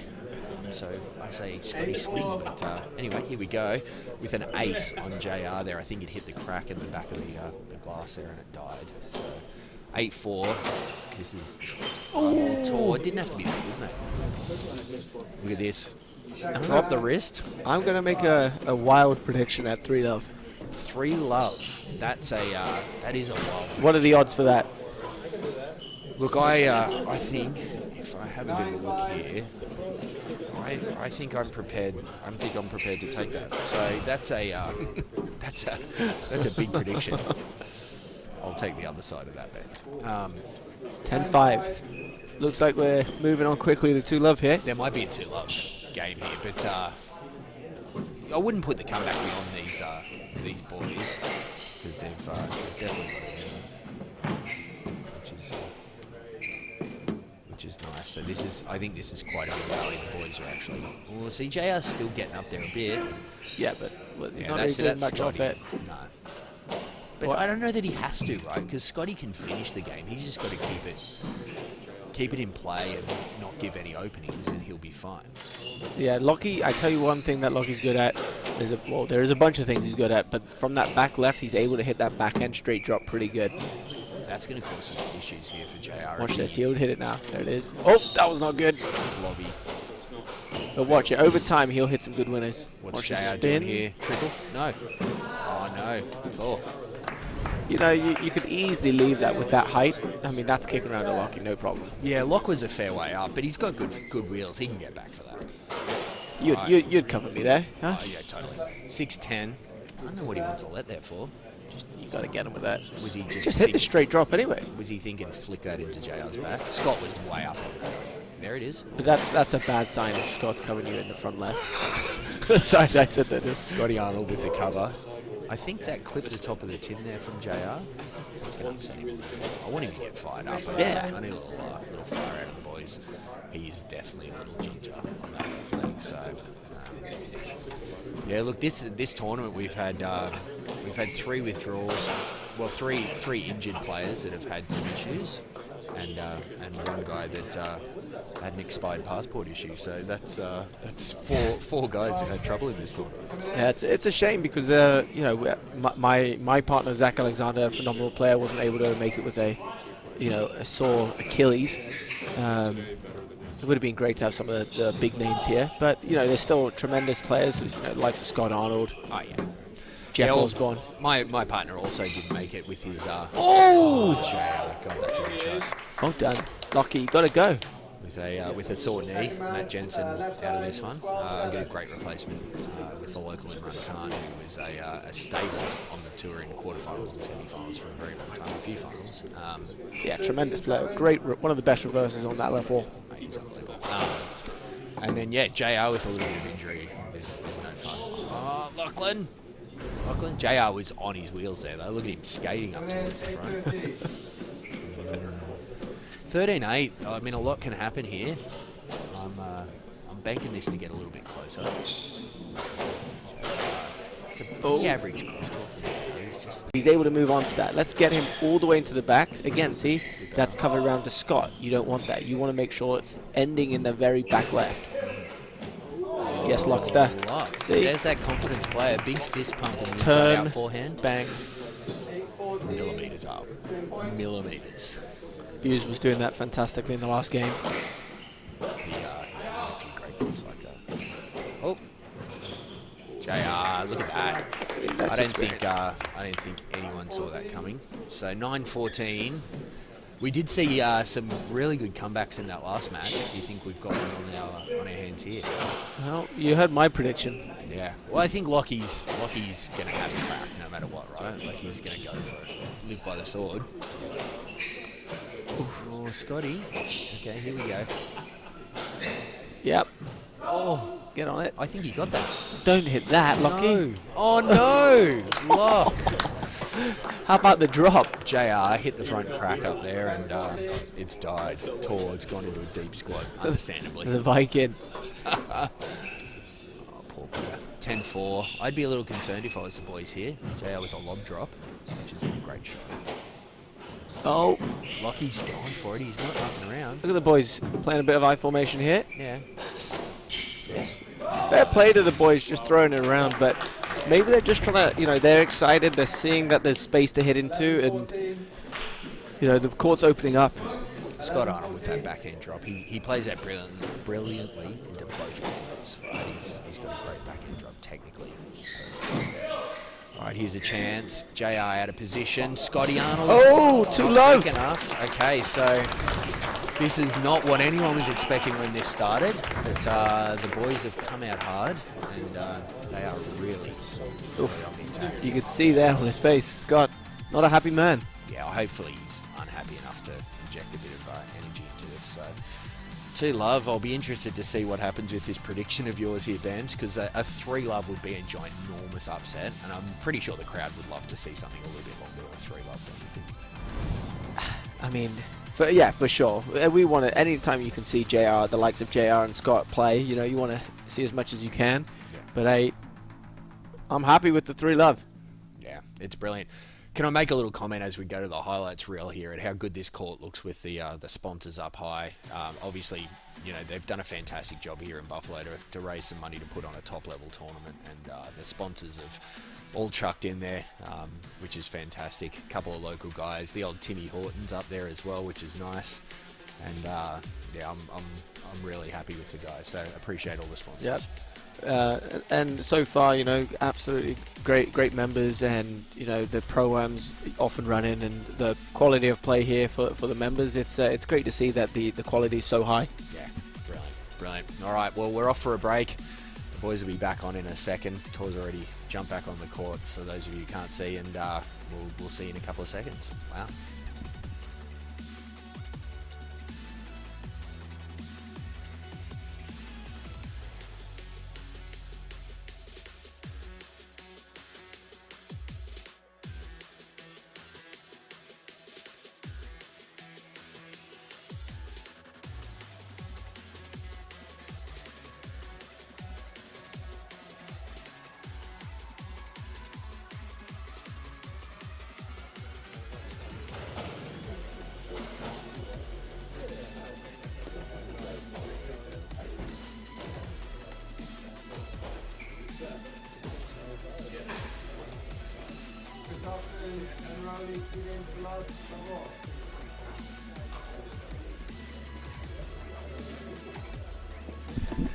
All right, we're about to kick off here.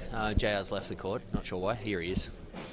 And we're into the third game here. Bam's got a little prediction that this goes over now. I'd really love to see a solid comeback here. One of the beauties, I guess, of the longer format with the 15-point scoring is it's going to give these higher seeds a good chance to come back and we'll expect to see it. Yeah, I think the boys just need to, top seeds just need to keep the boys in the back corners and know that, look, they're going to try and expose the weakness in the movement, and just know that that's coming with good length. You're going to get the openings, and then just make the most of it. Well done, Tor. Yeah, they've started out really well here with a couple of nice long ones. Tor has put a good drop in there. Trouble. Oh! Oh no, JR fluffed it. Oh, you tried to get him. Look at this. Bang. It's the right shot. You got to go back at him. Yeah. Yeah, he went the full swing rather than the chip shot there, which surprised me a little bit. But look, it's a bit better structure from the top seeds to start with. Scotty getting that ball in behind to start. Good little drop shot though. Right, back wall. Oh, I thought Locke was going to call that there, and I'm really glad he didn't, because there's a ton of space to play. In singles, you play that, that's a stroke all day long. But yeah, young Locke, he's intent on playing. He wants to win this game, and big clearance there from Tor. Just the hip bend. Oh, JR struggling on that stretch. That's a great shot from Tor. Like, he's got to do that all day long. I'd just rather see the 3-wall. It's just going to stay a bit shorter. But right strategy. Good from Locks, making sure JR's in that back corner. Like to see that. Go again. You can do that for an hour, Lockie. Yeah. Lockie, wrong way. Clear the wrong way, fella. They're starting to really... That's a great shot from JR. But you got to reposition better, Tor. Hit that spot and get back in front of the red line. I don't know what he's doing over by the side. Well, he's trying to get out of the way, but I think in that instance you've got to get in the way. Yeah, no, but the one before, when he's hitting from the back, there's a lot of, when players that are not in that top level often hit and just, you got to move. These guys are so skillful that you got to, like, good for Lockie to be that far up. That's where you got to be. Well, it's a big court too, right? Like, it's way longer. All right, here's Scotty. Oh, good heater and. Well done, Lockster. Watch the spin here. Watch it. Yeah, beauty. That's Scott Arnold at his best. I think if we look on the replay, Tor's position there, I want to see him like 3 meters up to have half a chance at that. Trust me, the ball's moving that fast. You stepping 1 or 2 steps back is not going to cut it. Look, the boys are playing well though. That's a good attempt. Scotty put him into the back again. There's that drop, and he's hit it well. He has it. Lockie's going to have to hit a lot of those to win this, but he seems like he's got it in him. Yep. He's obviously been doing a bit of backhand feeding at the Heights Casino, so he's drilled that backhand drop in, which is good. A bit of bash ball in the middle here, drop shot. Like to see him hit an angle there. A little reverse would have been better. Go up, Lockster. Alright, here come the top seeds pushing the ball around. Yeah, this is better. Oh! I couldn't see that, but it looked like JR at his best there. He's just kind of stumbled up onto it. Yeah, chipped it in that top right corner. Again, that's like you mentioned earlier, Bams, is Tor's got to hit that and then sprint, right? Yep. Get up there. Because he moves well. He's a big man, but he gets around the court real well. Yeah, you put someone like him in that front third, he's got a lot of power. He's skilled enough to hit a lot of shots from there, so you want him to just be up there, so then when he's up there, he's stepping into it as opposed to just lifting out. He's going to be able to put the ball down. I played against him and Chris Walker last week, and we used that a little bit to our advantage. Oh, how many times? That's a great shot, straight up the middle. We use that a bit to our advantage, that Tor kind of sat back a little bit. My partner's brilliant to that front right corner, and he pounded it in there all day and got us over the line. But there we go, Tor. That's a great drop. Yeah, that's just, that's where JR's going to go for stuff, but as soon as he doesn't get it right, there's that hole. Yeah. Great opportunity here to really run with it. Scotty Arnold. Wow. God, he's good. Look at that. Straight in. Yeah. Boom. I don't think I even seen his feet move. Maybe the heel came up a little bit. He just pivoted and banged it in there. When your hands are that good, who needs footwork? All right, trouble here. Yeah, good lob from JR. That's going to be pain to get back. Oof. This is where, if he had that full fitness, this is where they'd just be toying with them the whole time. That's beautiful. Yeah, like that backhand's really strong. He hits that so hard in a good position, and Tor didn't even see it. You got it, but yeah, you have to. Come on. Can't really come up with an excuse for him there. You just got to see it. You're telling him to open his eyes. Oh, lucky he's hit that into the tin. So we were just at 4-3, and all of a sudden we're at 7-3. Quick succession of points, and I would argue that the boys in green in the North Face kit probably need to do everything they can to stop the fast bleeding here, don't you think? Yeah. To be honest, yeah, they've made a couple errors here. Yeah. Oof. Just put the ball into that back left and then into that front right and repeat. And the challenge with this now, though, is this is going to cause them to try and work their way back by taking a few more risky shots. And if they miss a couple, then they're going to be way out of this game. We're going to... that was close to JR's head. How are you making an error there? Yeah. At this level, it was on you got them in I formation. You got to make the most of it. Yeah. But, they're going to find themselves in a bit of trouble here. And if we go to 4 and Bamber loses this bet on the 3 love, then he's good up there. You can't see it. Rides it well. Did that go in from lock? Yeah. Now, was the palms up there an apology or he's like, you know what? Doesn't matter. Take it. He's not apologising. That's a good break from JR. Really putting Tor in a tough spot. You got it? I think he buried that. Yeah. Yeah, and the fist PM. 5-9, here we go.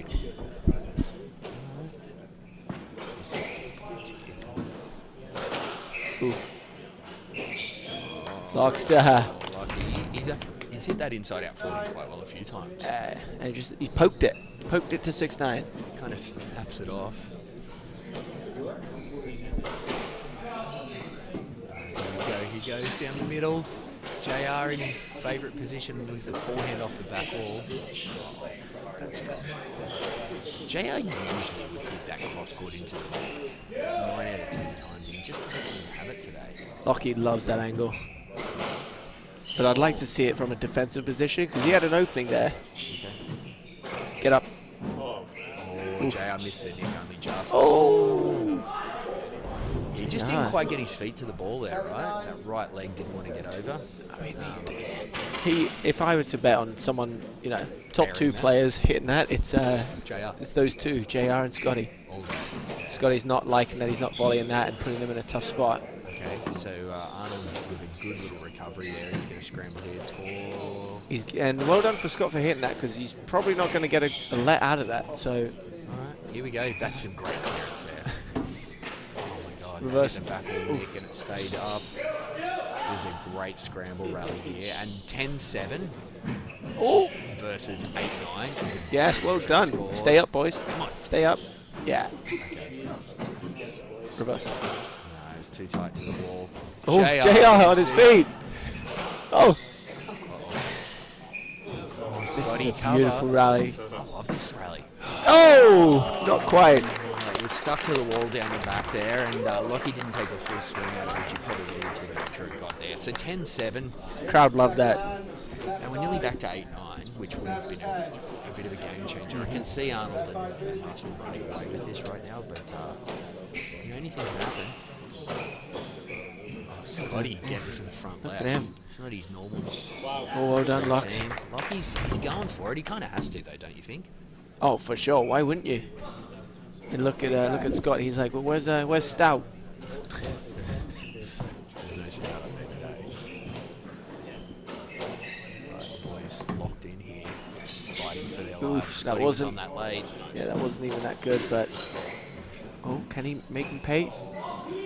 Look, he didn't need that. You can see how frustrated Scott Arnold is here. Yeah, look, he's a competitor, right? Like, there's no part of him that wants to step out here and lose to anyone, much less a much lower seed. So he's fired up here and he wants this bad. So 11-8, we've got a couple of really critical points here. That's Oof. a great ball lock. JR's not happy with himself there, nor should he be. And we're straight on to the next point. Oh, JR. Yeah, lovely shot from Arnold. That's why he's the best. Yeah, he's just What a good right waller he is. great overhand technique there. Buried it down. So 12-9.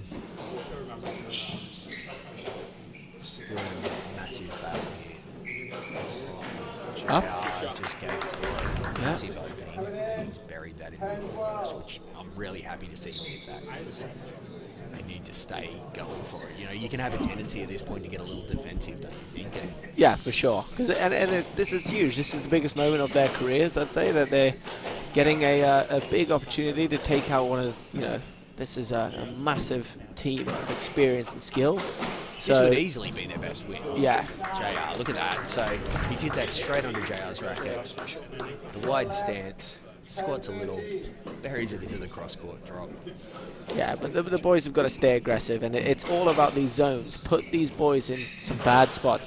Oh, hold on, Lockie, hanging on in there. That's just JR.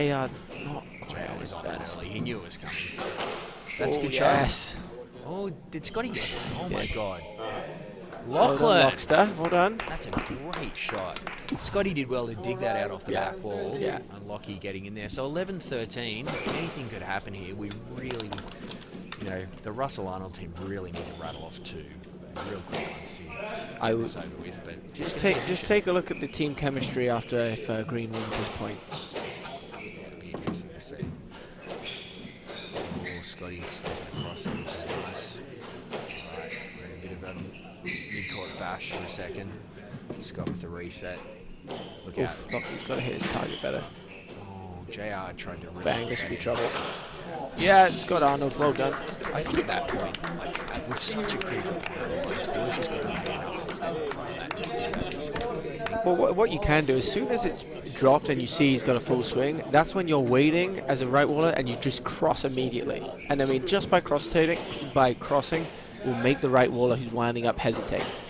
I mean, can be enough. That's Scott's favourite shot right there, There we and go. that's the game. So the boys are back in. Big look of relief on JR's face as this went in. And it's a four-setter on our hands here. Boys and girls, look out. We've got a match. We'll see you guys back in 2 minutes after a little break.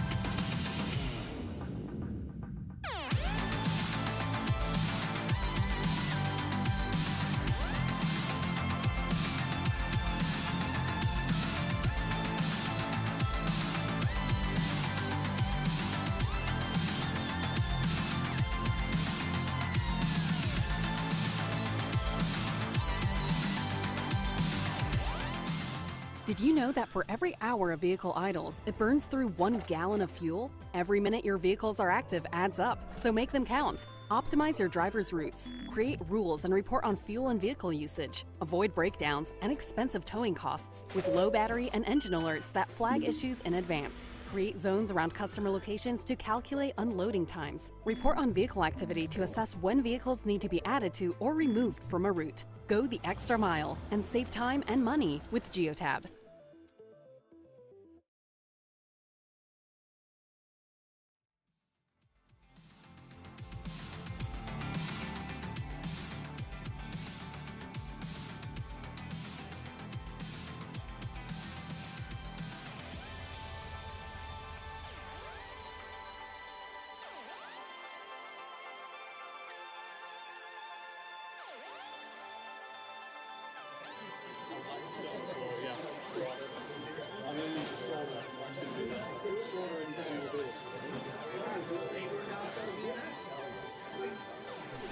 All right, we're back on. Scotty Arnold practicing his backhand cross-court drop. So a time to, I guess, revisit your prediction here. What do you think happens here, Bams? Because we got a game on our hands. Yeah, that was great to see that the boys are just showing how up for it they are.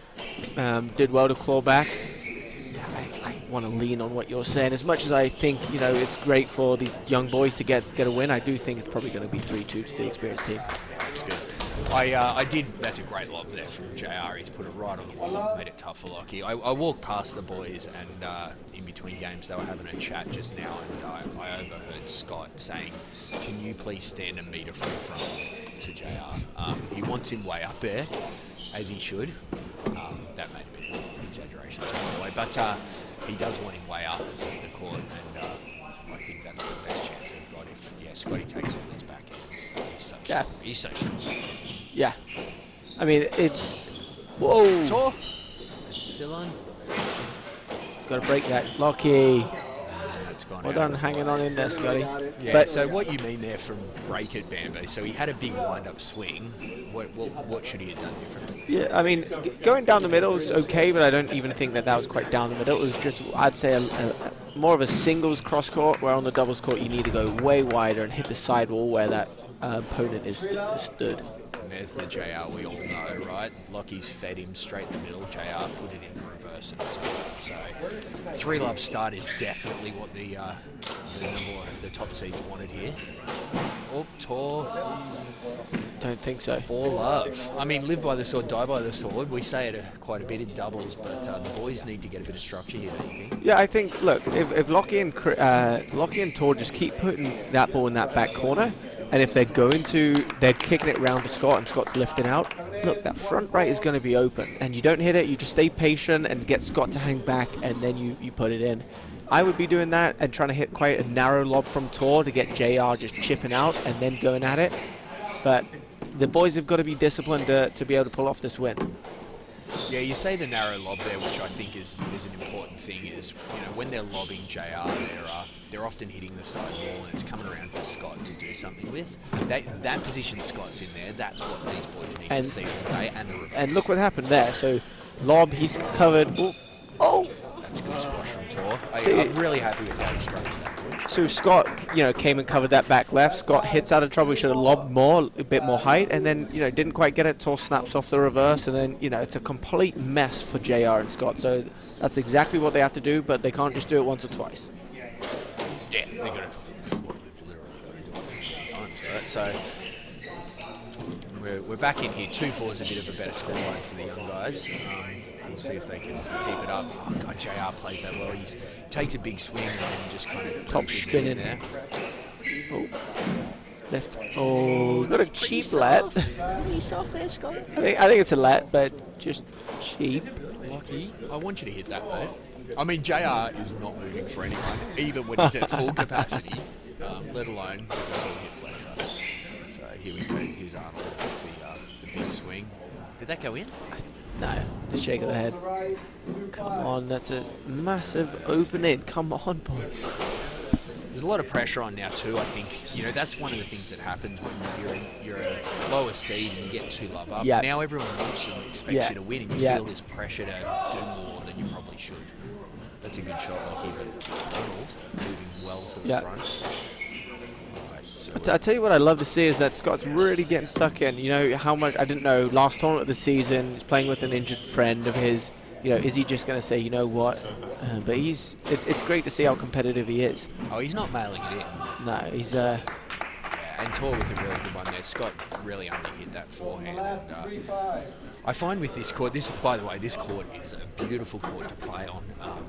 And when you really give it a whack, the ball rockets off the front wall. But if you kind of medium pace it, it dies a little bit here. So it looks like the boys are checking the ball. Maybe Scott thought he hit it harder than he actually did. But that's a classic one though, right? I hit a ball, it didn't go as fast as I want. Better check the ball. check the ball. I think it's gone, though. So maybe Scott was right. Okay, I'll back off there, Scotty. Sorry, mate. We'll see. For those that don't know, when the ball breaks, it is common for the youngest to warm it up. As you see, either Tor or Lockie, and looks like Tor's going for it. JR was zero interested in Yeah. it's understandable. I back in my younger days, bands when I was on the ISDA tour, I used to get really involved in moving the ball up. But now I get a drink because I'm old. I'm not warming it up for no one. The final of the North American, it was 1-1, and Manek Callis were playing, and the ball broke. So Zach walks off court to go get a sip, and Callis chases him down and says, "Nope, back on court, you can't get a drink." I didn't know that was the rule. I think that's fair. No one's tried that out yet, but No one would do that to you. You tell him. you'd do it too. Yeah. Which I'd probably deserve it. I'm okay with, but I would love to get out there with you again. JR is actually getting in there and having a hit. I think he's trying to just groove his reverse in because it's not well. So I've got a little theory. We've tested out an 11-point scoring in the SDA tour here. I'd love to see a test of the cold ball restart, which basically means ball breaks, you chuck in the fresh one, and someone picks it up and serves. Has that been done before? It's never been done, and I believe the fear at the moment is tendonitis. We're worried about people throwing an arm out or a shoulder. No, I hear out, that. Yeah. Which, if you're silly enough to take a full swing on an ice cold ball, I say off to the physio you go. And but I think it makes some interesting points because a rock hard cold ball, it slides, it skids, it bounces funny. I break strings on a cold ball a lot. Oh yeah, like if you don't hit the middle of your racket, It's done. yeah. Well, we're off to a real good flyer here because there was a couple of really quick shots in there, and JR got to the front. I do like how open it is. There's lots of space to hit into, and both teams are trying to make the most of it, just like that. So That's Scotty's 1-2 punch, though, right? Like Thor's underhit that. Thor, the hammer of Thor. Well, I like to call him Thor, but his name's not Thor; it's Tor. But the hammer of Thor has underhit that, which Chris Hemsworth would never do. It's good heat there. Oh, Scotty, Great skinny positioning. real quick. Great positioning. There's Lucky with a very high long drop shot. Alright, we're in a rally here. Oh, let it rip. Get to the wrong guy. Oh, Lucky staying alive. Bang! See you the later. backhand drop into the neck. The fist pump at 6-2. He has not been consistent with that, so I love that he keeps going for it, even though he has no idea if it's going up. But the fact that it did go up has put him in a position where... Oof. See JR running back for that? That did not look pretty. Did you call that a run? I would have called that a run. That's Scotty. That's a Scotty Arnold special. Again, tall. Get over there. Don't give it to him. Take one in the back of the leg if you have to, mate. Don't know that bad. Yeah, I was explaining that to Ash on the match before, and Ash said, you know, unfortunately for him, he will not be doing that as a partner. And I know that me and you, Jeff, you know, definitely you would happily take that. I've got a few tattoos on me right now from taking a couple, and I think, look, doubles is one of those games, right, where, you know, if Lockie hits the ball and then Tor stands in front of the ball, it's never a stroke because he wasn't the striker. And so, you know, every now and then you just got to stand there. And if the guy hits you, like, you can't get upset because you stood in front of him. That's your own bloody fault. But you know, occasionally you got to be prepared to take one, knowing that it saved you a point and it cost you a bruise. Doesn't hurt that bad. Look at JR just pulling the strings here of moving the ball around. Yeah. Oh, that's a great shot. And JR, God, his hands are quick, didn't he? He's just solid. This is JR just really getting comfortable out there now. I don't know how much luck Tor's going to have just bashing the ball at one of the best hands in the game. Yeah, and this is where lovely shot. But, like, you know, you got to hit it that well, right? And they both can, but I would love to see them, going back to what I mentioned earlier, that narrow lob to JR. And if JR's not going for it, Scott's going for it. And I'll tell you what, there's a lot more space now. But it's so easy to fall into the trap of just playing doubles how you normally play. You know, just hit your classic cross courts. But that is not the way to do it now. JR's just punched that. I don't know what you call that shot, a middle drop. It's a great drop. Yeah, it's a little slap. The middle slap, we'll call it. It's a new shot. Bang. Was that up? No. Oh, they called it down. Okay. Usually he's pretty good there. He's usually very good there. Oh. Not the prettiest of movement, Tor. Well, it's look exactly what you're talking about there. He's taken two very lazy steps to the line where he needs to be 2 meters in front of the line. I mean, it might not seem like a big deal, but you just cost yourself a point. And even the next time, even if you make that, you get it back, you're turning a winning position into, you know, now you're giving them an opening. JR, so one thing I was saying to Susie a little bit earlier is what JR does so well in that situation is he doesn't necessarily, another great middle ball by Scott, they're running away with it here, is JR doesn't necessarily aim for the side wall, he kind of aims for the crack, and every now and then it hits like the front wall side wall and no one is anywhere near it, and when he hits the side wall, it's a beautiful reverse. It's a really great strategy. 12-6 here. I tell you what, that's a fantastic strategy for any of the new players coming on the tour. When you get your opening, just aim for the corner, because you miss it the wrong way, it's still a beautiful winner. It's still a great shot, right? Yeah. So it's 13-6 here. I think we can effectively call this one over. Although the top seeds need to stay locked in here. Do you see that, the frame? Oh, Scotty with the inside out backhand. I wonder if we I'd love to see the replay on that, because that's just a beautiful shot. If Scotty's just he throws the left leg in behind it. You think it's going long, neck minute. It's in the front left. All right. double JR Bues with to the double. finish. And it went in. Okay, Wow. so the boys are back. We're into a fifth set. I don't know what's going to happen in this fifth set, because anything could happen. It does seem like Russell and Arnold have their groove back, and they should run away with this. But you know what? Stranger things have happened, Bam. That's true. Yeah. All right, crew. We'll see you back in 2 minutes for what's going to be a very exciting fifth game. I'd love to see the youngsters really pepper that front left, back left combo. We'll see if they can put it together and make a real match out of this fifth set.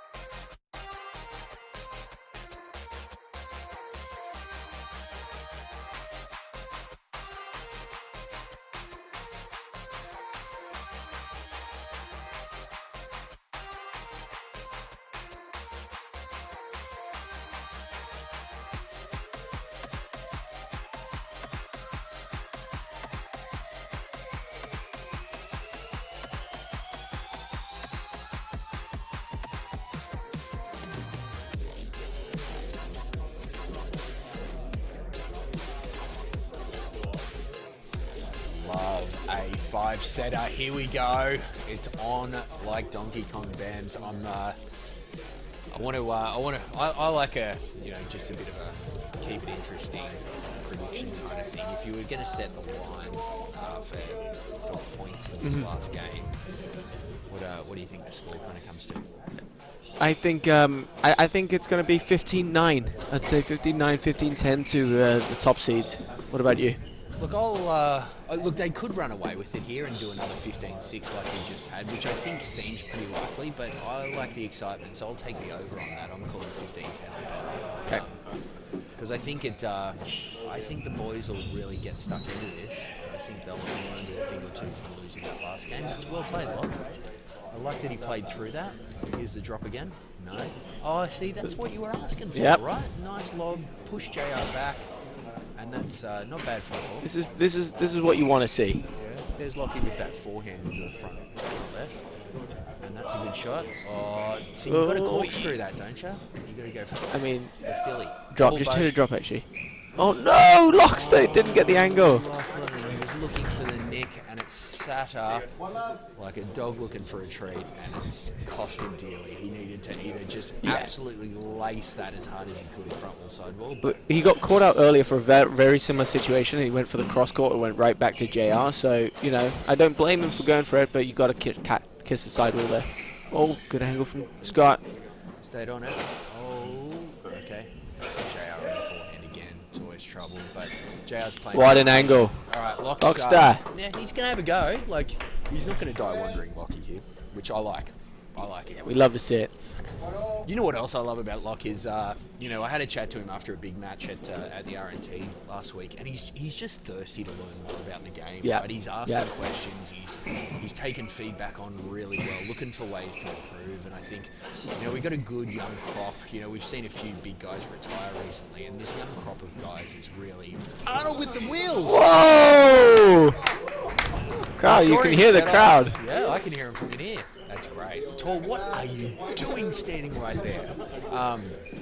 We've got a good crop of young guys who've played some pretty high-level college squash, because college squash these days, the level is just insane. 20 years ago it was nothing to what it is now. JR might have damaged himself trying to scuttle over to that one. Oof. He's not interested in bringing that left leg through. No, but Tor's, a lot of people say, the Tor's not what it was, But I tell you what, these new guys coming through, it's very exciting to see. Well, and look, it was proven with that last match, right? You see a really, really, really strong team in Western Bues get pushed all the way to the end by some young guys who've got a bit of experience under their belt, and they're just really learning how to play at that level, and it's great to see. So I'm seeing a lot of quality, and I think it's going to continue to improve with all these young guys. So I'm excited for what's going to happen. Probably didn't need to force that, and he's just giving himself a little lesson there and said, I should have lifted that, and both Bams and I have said, yes, Tor, we agree. 3-3 though, they're still in the game here. What do you think? Oh, see, that's the one. Aim for the corner. He was aiming for the reverse, and that's what you get when you try to hit a tight angle. Well done.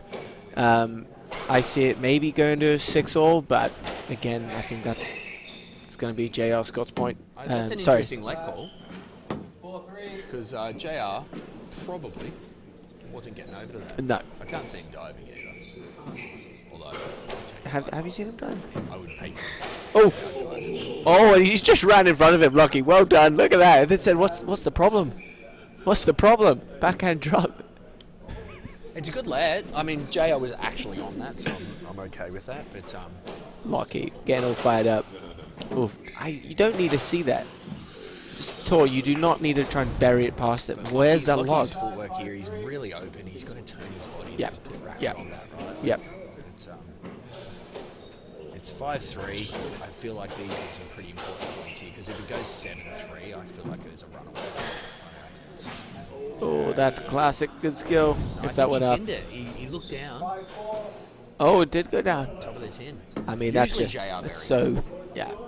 So, 4-5. They need to stay in this. They need to stay even. Get a little panic into the top seeds, at 10-all or whatever, and that could be enough. Oh, jeez.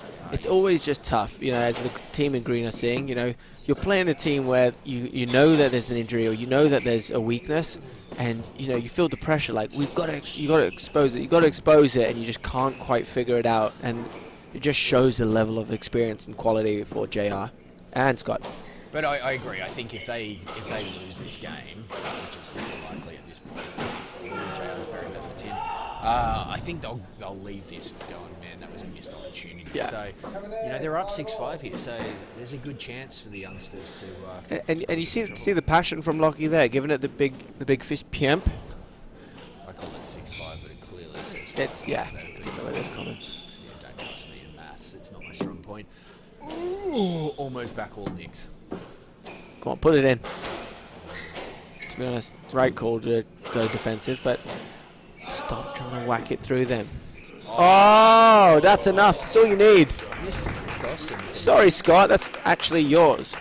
Look at him. I think he's upset at himself. Yeah, for sure. It, for right? sure. He knows the position JR's in. You gotta go. He was a bit on the heels there. Alright, yeah, I think they're gonna really try and grind this out and create some openings.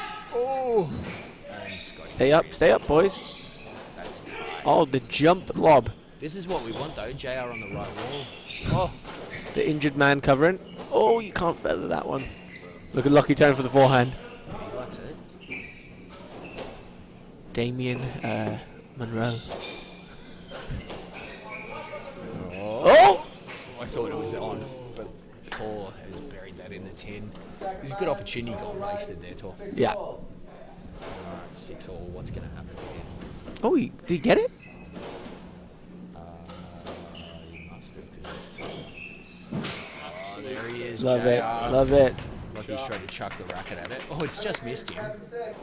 Did you see him kind of get a bit skinny there, Lockie? I think he needs to get bigger and just take that one to the back of the left arm. I'm a big fan of that concept, and I'll tell you what, I sometimes don't have the... well done, Lux. You got to hit it. Good comeback, because he got given the exact same shot, and he wasn't tentative. He stuck it in there. It's funny for the people watching that think, why don't they just do that more often? It just really isn't that easy, and it's a massive risk. You get it wrong, you're in a lot of trouble. That's a great shot. Good Scotty on the Scotty. wheels. I've never seen him move like this. Oh, Oh, what a spot! Boys are fired up. Let's go, boys. Huh? he really laid that racket back late on that and put that down the middle. It's a great shot. So, they're Wow. up 8-7 here, the youngsters. Good for them. So let's see if they can do what the white team earlier of Longman and Fenwick couldn't quite do against a great team, is take this opportunity. JR looking lazy, very lazy. They're not going to let it go easily, though. No. I can't see JR No. giving this up. He's going to put everything into it. Yeah. Oh! You would have hit that. I would have loved to have seen that hit. You know what? I think there was space above his head, because if he chipped that into a drop shot, his head's down. He can't see it. Oh! I think he got it. He got it. I do too. He's just chucked his racket at it, and it's gone Frame. cross court nick. Well done. Johnny, he could apologise, but He won't.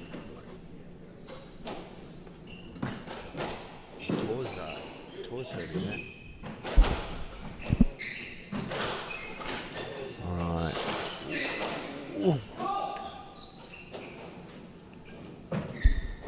That's a good lob from the boys.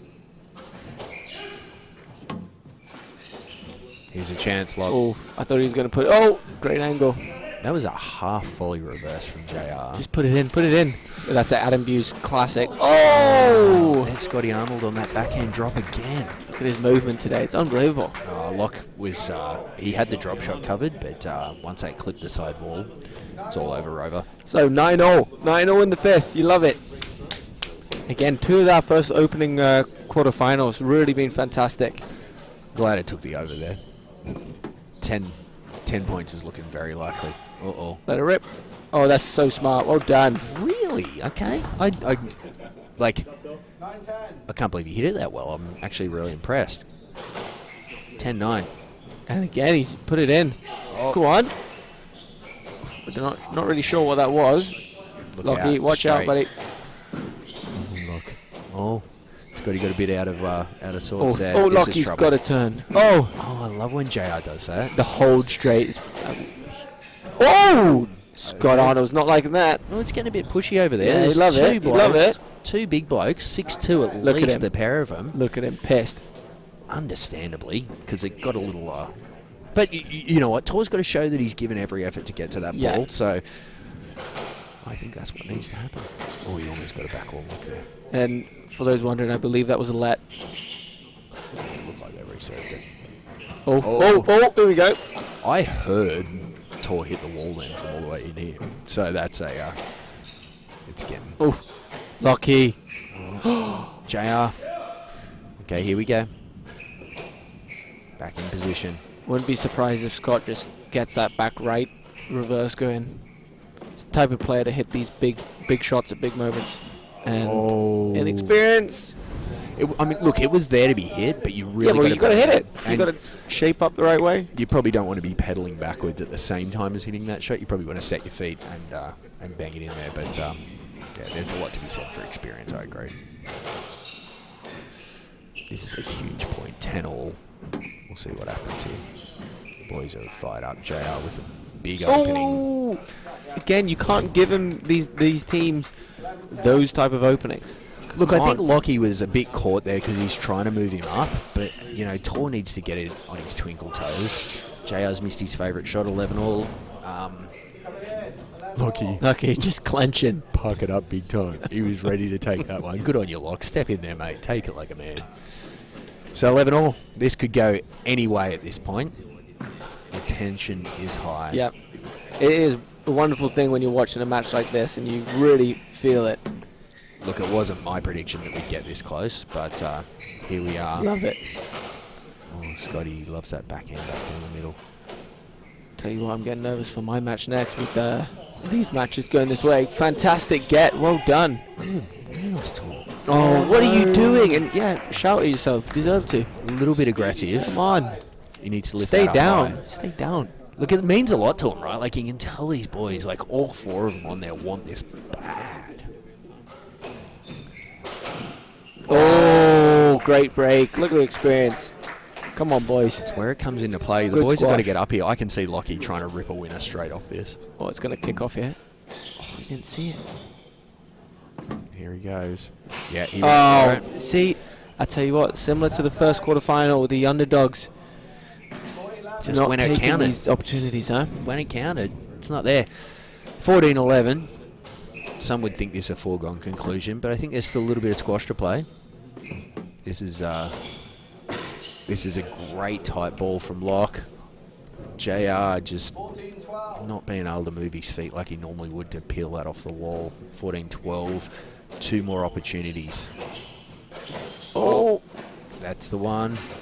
Okay, now you got to capitalise. You got JR up the front right. tell you what, just no errors for the underdogs here. Hang on. Trouble.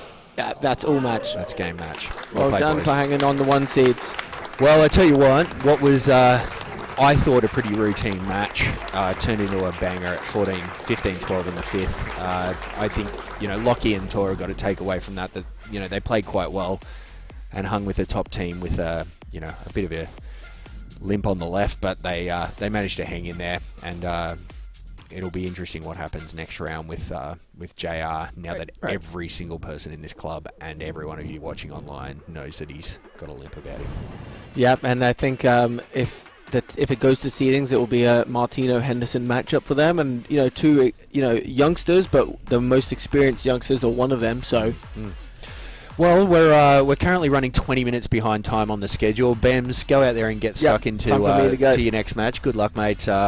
Really looking forward to seeing you get involved with your new partner, Big Ash, who's stormed onto the scene last week at the R&T. He's a massive swinging lefty. He can really, really smack that ball, and when he rips that left reverse, it's a thing of beauty. So we'll see you back in roughly about 8 to 10 minutes as the boys get warmed up and ready to rock and roll. We're seeing some great squash this afternoon. Stay tuned.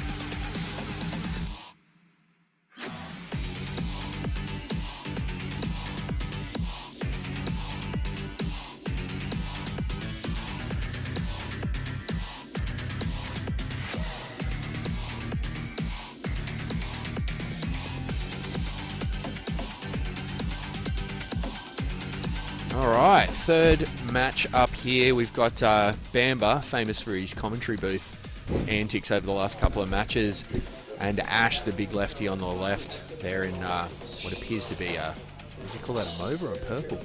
Yeah, it looks more pink in person, but yeah. Sure, okay. We'll call it pink. And Mo Khan in the blue, and his partner, who they couldn't get the colour coordination together, but it's clear they are together. From Colombia, Mr. Orozco. Yeah. And these guys are definitely the underdogs here. They managed to get a bye through their first round with one of those withdrawals I spoke about earlier. And they're in with an opportunity here to play a team who was going to be Bamber and Zach Alexander. Zach's out with a sore plantar fascia, and Ash is in the game. So joining me in the booth for this one, we've got Mr. Adam Bues, who has just got off the court after what was probably the match of the day. We saw an absolute bang-em-out 5-setter there, which was great to watch. Welcome, Adam. What do you think is going to happen here with the seeding? Yeah, it's thanks, Jeff. It's interesting, as you just said. It's a good opportunity for Cannon Orozco to play a top team in Bamber, and Ash, who's still kind of getting used to the doubles game, but is a very, very good singles player and very good with the rackets. So it'll be it's a good opportunity for them to play them, but they're just going to have to be super solid and try and stay out there for as long as possible, because Ash can hit a bunch of winners. Bamber's super solid, hits the ball hard, moves really well, so it's going to be hard for them to they're just going to settle into this game a little bit at the start and not try and force the ball in and make silly mistakes. Look at the size of that swing on Ash, though. It's a thing of beauty.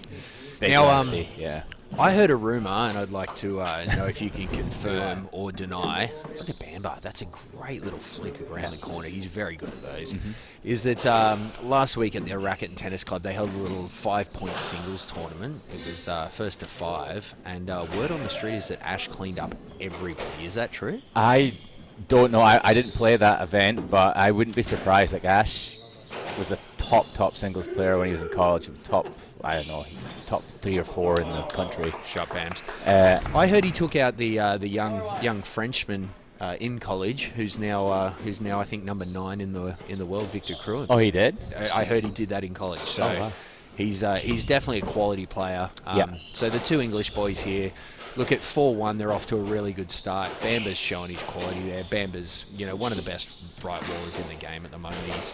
He's got a really great combination of speed and power, but he's a great little shot maker too. He's very creative. He is. He actually attacks really well off defensive positions. If somebody's got him kind of jammed up or attacking at him, he really counters really well off those balls. Yeah. He usually plays with Zach this season, who is one of the best left wallers in the game, and Zach is usually the one that hits most of the winners and does most of the shot making, which Ash does as well. But you can see there, Santiago's really far off that wall. Yeah, so we've spoken about this, mate, and you and I have spoken about this a bit. But some of these guys who are a bit newer to the game, like Santiago, they're taking a position in the middle of the court. They've really got to get way across. Right Again, there. Mo, Yeah. he's just given too much space to the big lefty. And it is tough with the lefty because it's a little bit different position-wise than playing on a guy on his back end, but he has to be on his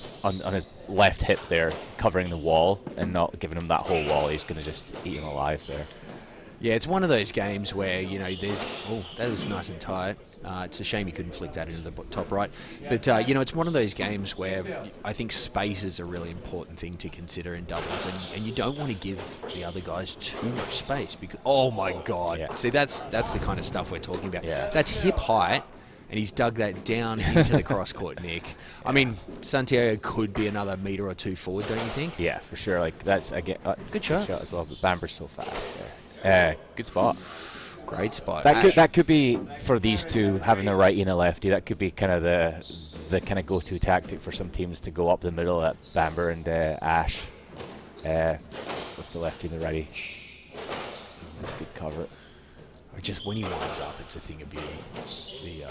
Again, you can't leave the ball there with Ash. Yeah. So it's just a little short. Ash reaching up, burying that into the nick. We're at 8-3 already. Yeah, mate. Look, I'd love to see a good long match, but if I had $1 to bet, I'd bet that this is going to be over pretty quickly.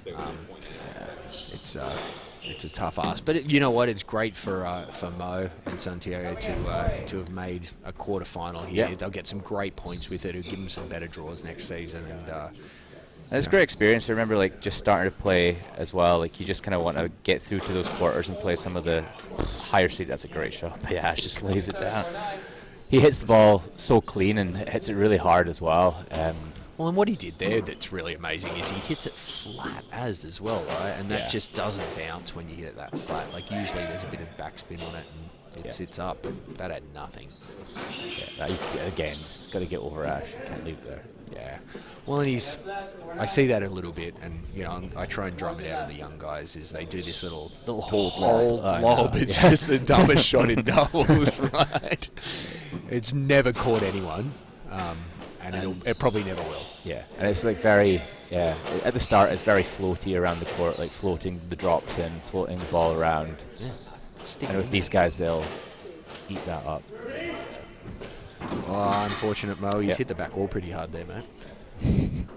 But look, it's 10-4. Bam's on a bit of a roll. Ash looking pretty dominant over on the right.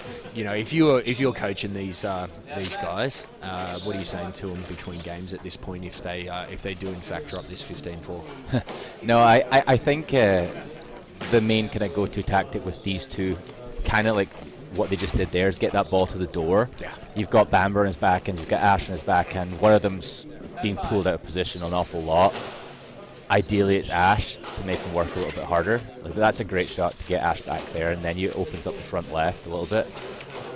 But like that, it's just not high enough. You've got to get it overhit the ball, just overhit it like back there, and then you cross the wall, or you're in trouble. Over other than Yeah, under, right? yeah. I mean, you can't shoot from the back of the court really with these two, or you're going to be in trouble.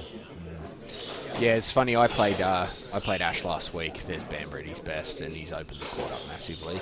Oh, it's still in there though. The boys have hung in. Yeah, come on. 10. Okay. Yeah. Well, they're making them move a wee bit better. Like they're getting the ball into better positions. Yeah. So last week, our strategy with Ash is we just wanted to move him front back all day long, and and we were perfectly able to accept the fact that occasionally you're going to move him up there and he's going to hit a blinding winner, and there's just nothing you can do about that sometimes. But if you stick with it, that's a good little play.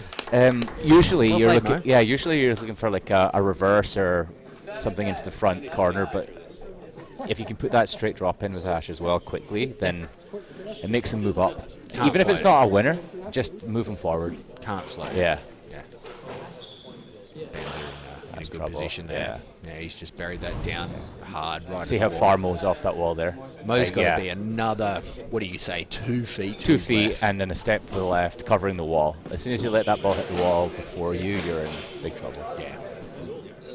You probably don't want to swing at that. You probably just want to put your racket on it, right? Yeah. All right, That's better. That's a better position. Bam's good from this position, though. That's He's not going to nice hurt you back there. Like, he'll lob it. Ooh. Yeah, I mean, I think you got to make him play that. It looks like they've gone with the no-let, which is what I would have done too. I'm a bit of a harsh ref though. But look, at that point, the ball's up there. Ash really isn't in the way. You've got to take a swing at that, Mo. I know he's being nice and safe and whatever, but this is professional doubles. You got to take a swing. Someone's going to get hit from time to time. Ash just had a crack at a reverse there, and it's gone down, which he's going to do from time to time. And the boys have found themselves back in an 8-11 position They've here. come back a good amount here, yeah. Yeah, anything can happen from 8-11. So, there's Bams loves that shot. That's a great drop. See, again, moving him up. Yeah, it's good. Bams has not hit a great Ash, post. well, that's where Ash has to be going up the other side of Mo as well. He can't be going around the outside. Yeah, he doesn't need to cover the trickle post for Bamber. Bamber's up there. Yeah, absolutely. So, great spot. Oh, You cross gotta get mode. across, you're in Oh, trouble. he did make that nice and fine though. I like it. Oh, that's ambitious, but he's working.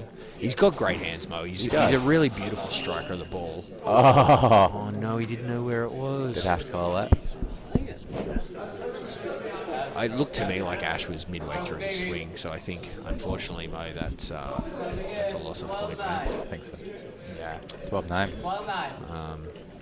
It's a lot closer than I thought. At one point I thought we were going 15-4, but here we're at 12-9, 3-point spread, and this could get a little bit closer if there's a couple of errors from either Ash or Bams. Yeah. Or a blinding winner. Step right into that. No, I mean it's also interesting. It's the first game that Bamber and Ash have played together, so they're still going to be kind of working out who's the combination of shooting and who's covering what. I mean, Bamber and Zach's first tournament was New York Athletic Club start of the year, and they lost in the first round there. It's just very hard playing with a new person for the first time as well. Yeah, definitely. You've played you played last weekend with Laterno, who you'd never played with before, right? Yeah, look, Dave and I, what's happened here? It's a bit of an error from Santiago. Yeah, he's got to leave that for his partner. Yeah, Dave and I had a bit of a hit together before the tournament, and then, our first match, we luckily did all right with it, and we spent that match really working each other out. And Dave was so good to play with because he just communicated really well. Yeah. LBW there. He's communicated really well with each other, and I love in a partner when we say, hey, this is the game plan. I love someone that really just sticks to it. And Dave was so good at just sticking to a plan, and it worked really well. He was great to play with, and I really hope to play with him again. I love playing with Matty because Matty and I have known each other for 30 years, and we play really well together. But if Matty's never around, I'd love to play with Dave again. Bam's with an error there at 11-13. Yeah. So look, playing with someone different here. is definitely challenging, and I think Bamber and rolled. Bamber and Ash here are so far back, working each other out in this first game. Yeah. Yeah, he's got to get up there, right? Like that shouldn't be bouncing. Yeah, exactly. With somebody that hits it like at Bamber's pace and angle, you've got to get up and then leave the ball for your partner if it's over you. Geez, imagine how good Bamber would be if he spent a little time in the gym this off season. And if we put 10 pounds on him, particularly in his upper body, he could be dangerous. Yeah. I mean, he's dangerous, Yes. but he could be lethal. 12-14. What do you reckon here? I think this point's there. Okay. Call I it don't over think straight away. Yeah. Bamber with it. That's a great get from the Colombian. Look at that. Guy's got wheels. Oh, forced it in. Yeah, you know what though? Like I don't mind that because he's got to be aggressive, but he needs to, instead of be taking that at his toes, he's got to be taking that at knee height. Yeah. And really pushing it in there. But 15-12 to the Englishmen. They're off to the start that they probably wanted and working each other out. And we'll see how this rolls around in the next game, eh? For sure. Yeah. All right. See you in 2 minutes, crew.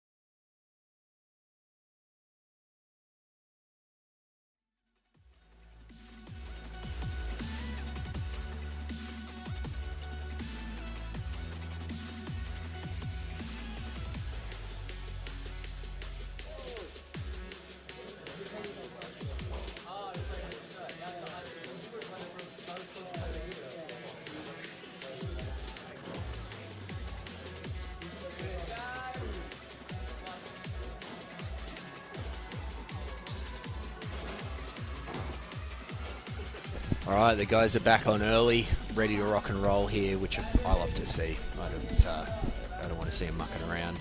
Bamber about to take the serve. Do you think the boys can hold, and get close again this game? I hope so. I think they had it's a great shot to start.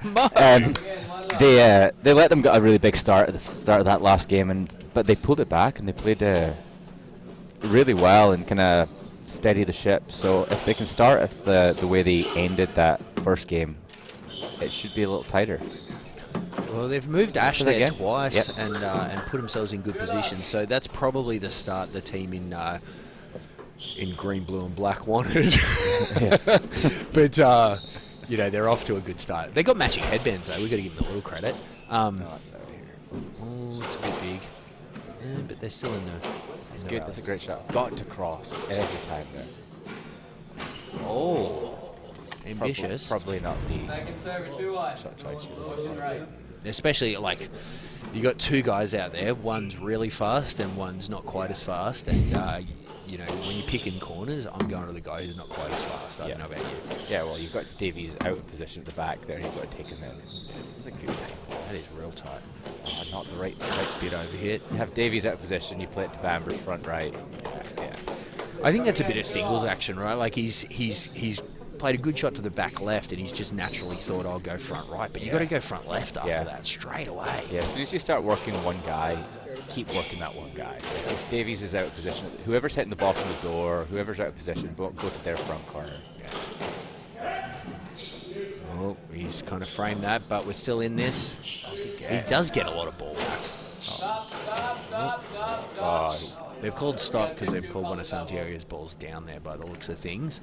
Mo's not happy about it, which, is understandable because you want to stay in that rally, but here we are. They went 2-love up and we're all of a sudden at 3-2, which is probably not what you want to do there.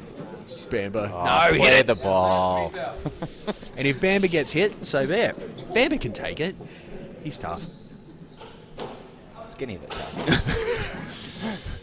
If we can get his bench press up from 40 pounds to 100 pounds, I think he's going to put a little more pop on the ball. He drinks enough Guinness to be.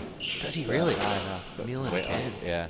Yeah, it's a good lad. Yeah, after that, 3-2. Yeah, I mean, look, if he can keep his Guinness regime up and combine it with some lifting, I think we'll see him go from, what do you think he's at like now, a solid 155 pounds? Maybe get him up to 170, and he's, he can hold his ground a little bit, won't cost him any mobility. There's Ash with a great, rolled it. great boast off the volley. I really love that shot. It's a really nice shot. We could see, he hits the ball pretty firm as it is.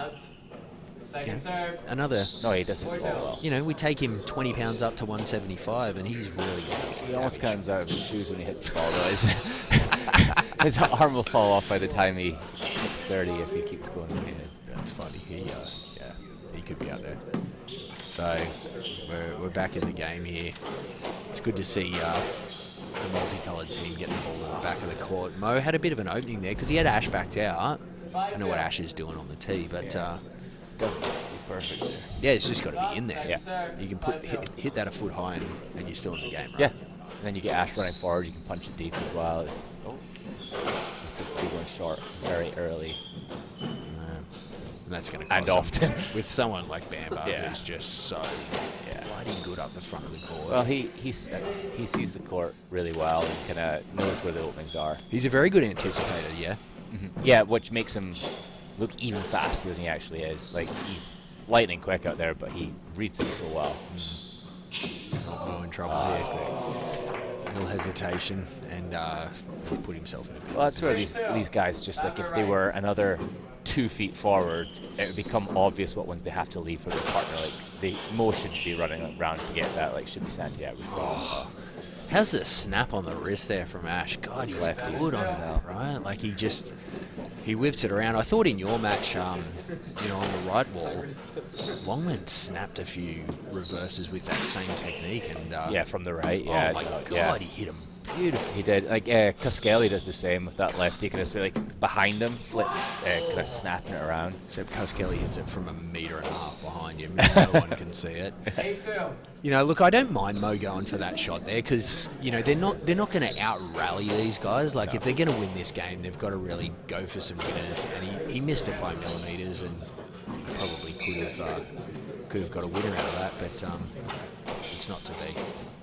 You got to be aggressive, right? If you're the underdog, which is what the boys did against you. Yeah. They got real aggressive and they found themselves in a good position. Yeah, like sometimes like, you've not got much to lose. You just really swing away and you're free to kind of go for things. And it's tough to play against as well. Yeah, it's real tough to play against, right? Because you just can't leave any openings because guys get hot and win rallies that they maybe shouldn't. Yeah. Did that go in? No. Nah, just down. I don't mind that as an option, though, because he had Bams out of position. Just clipped the tin. Yeah. Just clipped the tin. That's good squash from Mo. He's got himself in a good position there. 9-2 here, though. It's a big lead. It's looking like a bit of a runaway right now. You know what's interesting is I don't think Ash has hit that many balls, which is probably a bit of an error. Mo, I don't know what you're doing there, mate. You've got to go and hit that. Lucky it's not me on the refereeing table, because that's no lets all day long from Jeff. Probably from you too, Bams. Yeah, that'd be no out there. Oh, a little fadeaway. Yeah. And big Ash is on That's it. good, though. Like that's the right shot choice. Yeah, there's Bamber with your counter. Great shot. Countering as well. Yeah.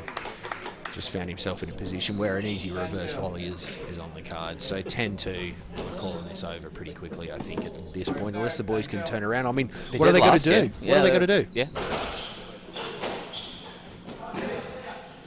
Bamber, like he's very good at like not. He gives himself some leeway taking the ball in. He just moves the ball around instead of like making it like just moving more forward, then moving him back. Doesn't have to be perfect. Oh. Yeah, he doesn't tin or win, right? No, he makes very few errors. 10-3.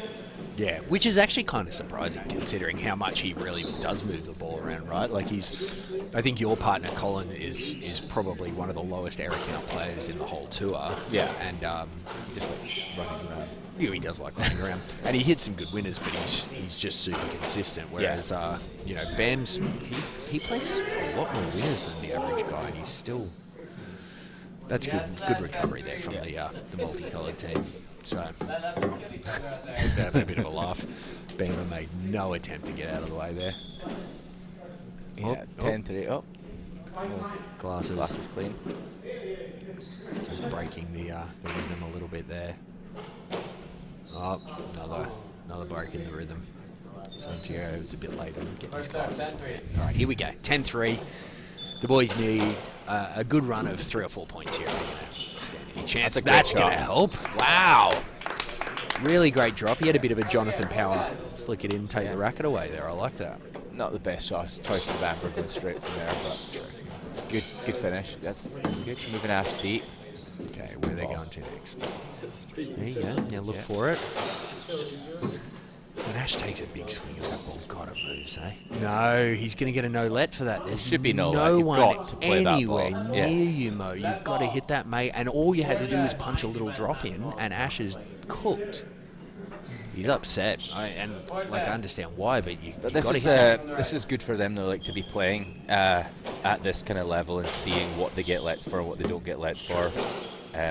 Maybe in qualifying or first rounds you might get it, but when you get to this, you kind of really have to play those balls, and you have Ash in a tough position as well. Yeah. Well, and the good thing is, like, the guys reffing this are top players as well. They're the players from the last match, so they're not letting you get away with anything easily. Did Ash hit that in? I don't think so. No, it was... he hit it in the tin. 2/3 of the way down the tin there, Ash. You know, that's... 6-10. This is what they did last game. They, like, let them get a big lead, and then they pulled it back. Oh, good shot. Santiago's dug that in nice and low and hard. Catching Bamber a little bit on his heels there. And yeah, you're right. We're back at 7-10, which Yeah. we were looking at a bit of a steamroll, and the boys have come back and put themselves in a position where they could actually cause a bit of trouble here. I mean, the last game, the quality of the sold! The purple team was too much. I'm glad Bamber got back for that. Good cover. Oh, he touched it. He's edged it. He's claiming no. Santiago says he really touched it. I think the refs might have called it, but Mo's claiming that he didn't edge it. Second server. But it's clearly, 7-11. it looked like he edged it to me. So, unfortunately, second man serving, 7-11. Big angry serve, which I love. Oh, Santiago is on. He just put it into the tin. Yeah, there wasn't much racket prep there, which makes that a hard shot. Right? Poked it in. The poker. He's big swing. He's got. Oh, not that choice. He's got a wingspan like Kevin Durant. It's unbelievable. So when he swings. Straight. That's not straight. Oh, he got lucky there. Now hit Ash. No, what is that? You got to hit that at Ash's toes, right? Or his belly. Ash Bues having a go at the mate when you watch this back on replay. But Santiago got That's that. a great point. Great But shot, there's Bamber. Bamber with the counter. He's just too good up there, right? He saw the court. And Mo So dropping back there. Yeah. Poor decision. He's got to stay. He's got to keep pushing forward. Yeah, exactly. Make him reset at that point. 13-7. Yeah. Quality again, shining through. I expect him to take the next 2 points and call this too low, but we'll see what happens. Oh, the top spin drop from Ash did not work. He's testing a few things out. Ash is kind of planting himself up there now. Which is where he needs Yeah. to be, right? Like, he's got to be He's a way big boy. forward. Like, Yeah. So I played him last week, and yeah, we had a lot of trouble getting the ball over him Yeah. because his reach is so high. Nice. Yeah, I mean, it's aggressive, but again, I don't Ash mind is it. all the way up there, though. Yeah. 14-7 game He probably point. needs to push Ash back first, you're right. But yeah, like that reach of his just makes it so hard to get the ball over and around him. He's so good up there. It's a great shot. Wow. Volley. Yeah. So we're looking at 14-7 game ball. Mo with the drop. Thought he had it there. That's a good shot. Yeah, still there. I would have liked to see him take it a bit earlier while everyone was still out of position. And he's gone for the cross court and he clipped the top of the tin. 15-7. Two love. Two love. Pretty comfortable there for Bamber Davies. Yeah. We'll see in a couple of minutes, see if they can pull things together. Going to take some work.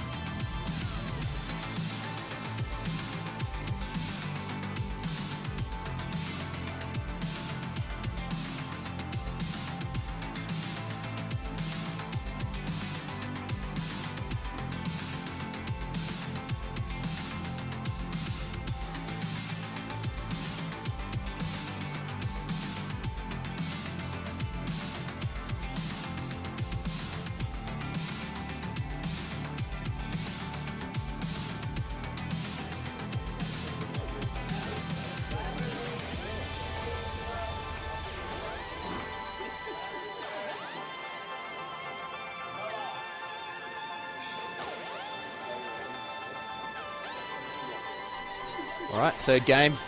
Two love, Bamber serving there. Ash with the big swing coming at us. Ash Davies on the left. Santiago from Colombia and Mo Khan from Pakistan out there. It's good international field. Yeah. Oh, Two Englishmen. crack that. From watching this, from me anyway, from my point of view, I don't really see any kind of game plan from Mo and Santiago. Mo returns serve straight. Santiago goes straight to Bamber. Like, no, they don't seem to be picking on anybody in particular. Oh. That's an interesting one there. So Ash dropped his racket midway through a rally. Now, my understanding of the rule there, and I'm not the greatest person to consult on this, Busey, is that if it doesn't interfere with the play, you can keep playing on. Is that true? Yeah. If it doesn't interfere with play or doesn't distract people, then you play through. That happened with us actually in Cleveland when me and Hendo played you and Jensen. I don't even remember. Jensen got mad about Henderson dropping his racket. Oh, I do remember. Yeah.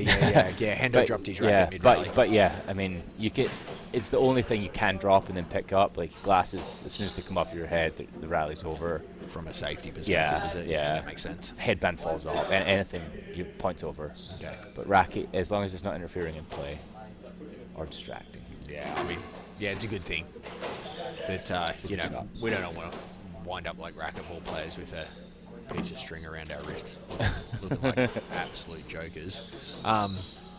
That's a good spot though. I like that. Like up at Ash's left hip on his backhand, but Mo's not really in a great position. I tell you what, if Mo's a metre forward there, Ash might not see that and it might get past him. But anyway, here we go, 2-1. Ash with the big fatty. He's sat that up. That's good though. Moving them deep. But now take it in. Yeah, well, keep moving Ash though. That's better. Like they're kind of like picking on one guy here. Keep working him. For Santiago, it should basically be like you're playing a sides game against Ashley. Yeah. And you just play sides against him. Move him up and down that left wall. So for everyone watching who doesn't do this, sides is probably one of the best ways to practice. And essentially, you mark a line straight up the middle of the court. And someone takes the left, someone takes the right, and you play singles against each other cross court. And it teaches you to really move someone up and back, which is an important skill, which is probably what the boys in the multicolored shirts here really need more than anything. Yeah, I mean, and it's for us as pros, it's really hard to get four guys all available at the same time, and that's a great shot.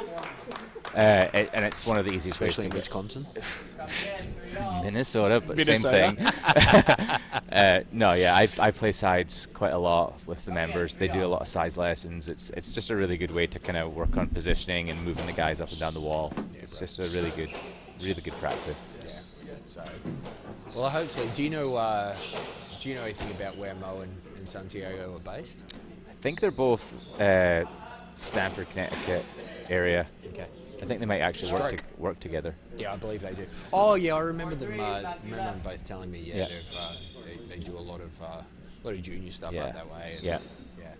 But I'm not sure that their club has a doubles court. So I don't think they do. No, I think they must play around the kind of local. I wonder if they play at Chelsea Piers or places like that have doubles locally in Stanford. Yeah.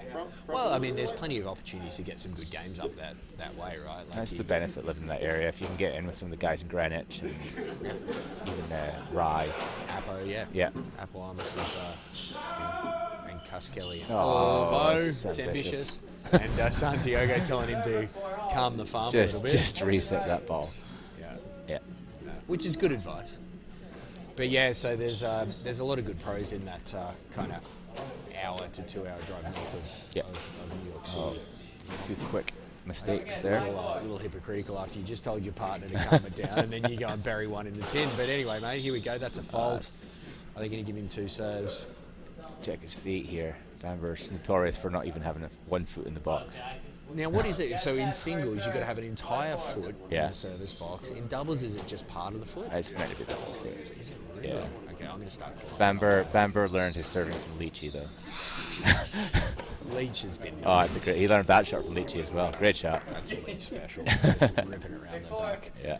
Clive Leach, if you're watching, we miss you. Another Englishman with a lot of flair and a really great game, but he's quite a few Englishmen out in the game. And here we go. Mo's, that's a good shot from Mo. Come on. That's good. Oh, that's a good shot. That's Come on. actually put Bamber on Oh, get up there. Yeah, it's a good shot. He was looking at the front wall. Like, what are you doing there? Yeah. Oh, turn around, watch him.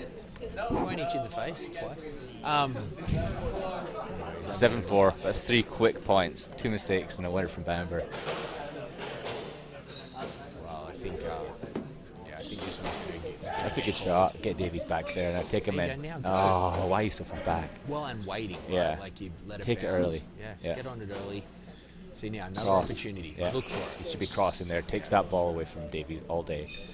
So when Mo gets to the wall there, you feel like Davies is much less. He's just likely. resetting the ball. Yeah, He's not going to attack that, and that's like his go-to is that straight kill. Can't give it to him, right? No. I mean, you watch the best left wall guys like a JR or Jensen. They're crossing and the ball's about a foot off the wall. But it takes that shot away. Yeah, I think you're right. You need to get aggressive. Yeah. Just to take that away. Especially against guys like an Ash who's not played as much doubles. It's kind of they see you there. It kind of makes you think a little bit more. Not sure what to do with the ball. Oh no! Oh, no. That's bad. Mo, what are you doing? 9-5. He actually almost got that back, but that's a lapse in concentration from Team Pakistan on the left. So let's hope he can turn it around and. Oh, look at that! That was just brilliant. I think he's buried that in the nick. It didn't even. Oh, it bounced a little bit, but yeah, great shot. Again, Santiago just not really getting that ball up and over it, which is hard with such a big guy. Yeah, you just got to get the overhit it again. Yeah. Or get it to the side wall. Makes it much harder to tack off. Miss hit there has made that tough. So as this game looks like it's coming to a bit of its conclusion here, mate. Yep. We've got a fun matchup on the court next. Yep. One of your partners, he's looking for a lap, but he's not going to get one. Big outlet there now. And he knew that. Yeah, one of your former partners in Matt Henderson. Yep, and Kyle played both. Oh, Played you with have both played of them. with Martino? Okay. Yeah. With him. Yeah. Martino's obviously a New York guy at the R&T. Where's Matt at? He's in Toronto. Okay. Yeah. No. Yeah. Great city for doubles. No, both move very well. Both very good doubles players. Matt a little bit more comfortable on the right wall, but will be moving onto the left wall to play with Kyle. But they're a tough team. Who they got? They have Thijs van der Plum from Holland and Ricky Lopez. Ricky, Yeah. Ricky the speed machine. Yeah. Who's got not only great wheels, but God, he's got a good dive on him too, doesn't he? He does indeed. But yeah, no, I think a lot of good movers on that court, so it'll be a fun. So I'm sure there'll be some really fun rallies. I would expect that Hendo and Martino will take that, but again, I think it's the first time they've ever played together, Kyle and Matt. So it'll be an interesting kind of combination. It'll be challenging. Yeah, it's funny because Kyle and Sam Khalifa are pretty regular partners, and Henderson's teamed up with Khalifa for the last 2 events as well. So he's going around all the partners. So Mo just getting caught Yeah. in the middle there again. He's got to really get across. 14-6 here. Kind of running I think away this with is this. a foregone conclusion, unfortunately. Oh, Ashley. Ash getting a little aggressive with it, but at 14-6 you can muck around. Yeah. I think you got to watch though, right? Like you don't want to give a team a sniff and let them get a bit of confidence up and a roll. But I mean, we were 14-9 in one of our games and threw it away lost earlier. 15-14. Yeah. Ouch. Well, here's 14-7. I think if this gets to like 14-11, things are going to get a bit tight. Yeah. Yeah. I still think Bamber Asher a little bit. Oh, Is it a a miss fray? hit winner. Yeah. I still think Bamber Davies will have it in them to close this one out. They still look relaxed. Yeah. It would be unusual for them to drop this after being in that position. But, that strange things happen when it gets tight, right? And, Yeah. It's... Oh, it's that. a funny Do I shoot? Do I go for a winner, or That's Bamber's a hit 10. that down. Yeah. So this is getting a bit tense here. I'm not seeing Bamber this nervous. So That's we'll 10, see what he 14. does. Here we go. And I think Bamber's tendency here is going to be to try and just finish this quick. And if he misses 2 more, I think we're going to find ourselves in a position where this becomes a pretty tight one. Mo, what are you doing? Where are you going? Yeah. Stop it. Trickle. Oh, Oh, come on, Santiago can move. Good cat. He's good. That needs to die. Oh, Davies through the legs. Between the legs. Oh, that's a little That's bit back high. wall Nick. Oh! Great shot, Mo. Lifted that one with a bit of power, caught the back wall Nick, and we're at 11-14. I think the guys are thinking to themselves, Then do I shoot? Do I keep it going? What come do on, we do? switch on. Yeah. I think, like, I don't know what your thoughts are here, but I think you really want to just think about constructing. Yeah, you just want to move it around. You don't want to try and finish it too early. Yeah, which is an easy thing to get into. Yeah. When you feel like all you got to do is get. Oh. That's down to 12-14. Wild 14. Bamber, he's trying to give the serious look here. And he then was now smiling he's 2 not points as he's ago. not as happy right now. Just Oh, that's fine. can Here we go. Can That's a good Mo line. Oh. and Santiago keep it out of the 10. So they're going bash ball here, which probably isn't a horrible idea, but you know, Where are you going, Mo? Ash. Where are you going? Yeah. He did show cross court there, But that's Santiago's cross court, not yours. Yeah.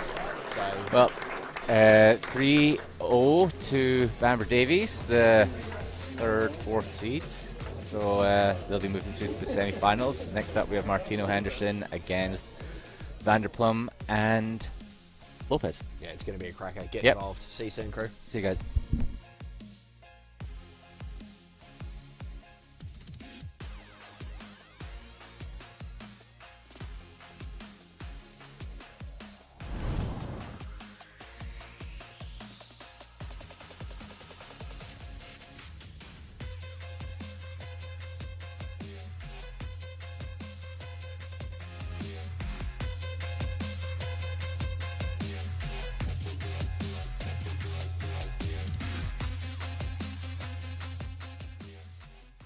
Improve safety on both sides of the wheel with GeoTab. Set up in-vehicle alerts to remind your drivers to buckle up, stop speeding or harsh braking, and remind them to follow company policy. See which of your drivers need more training with the Driver Safety Scorecard.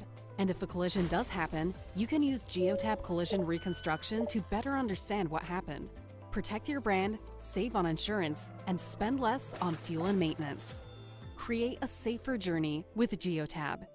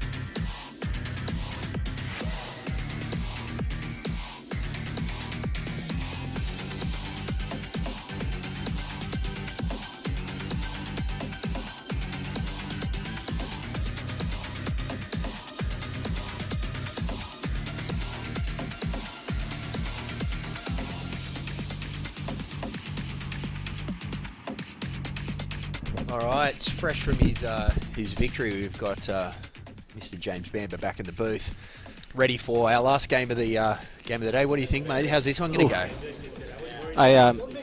Team in blue. They're blue, right? I'm colorblind. Yeah, I think they. Are you really? Yeah, they're going to have too much experience, I think. But there was a little debate over the colour of your shirts today, but you know, they're definitely blue against a team in white. you can't really wear the color of shirts I was wearing to play like that. Anyway, I love the team in white. Thijs van der Pluim at the Heights Casino and Ricky Lopez at the Field Club. Another team that's learned a lot with the game. They're definitely getting better. So talk me through what's going on with Ricky here, because Ricky, known as one of the better divers in the game, he's got a fantastic dive, and sometimes there's a flop.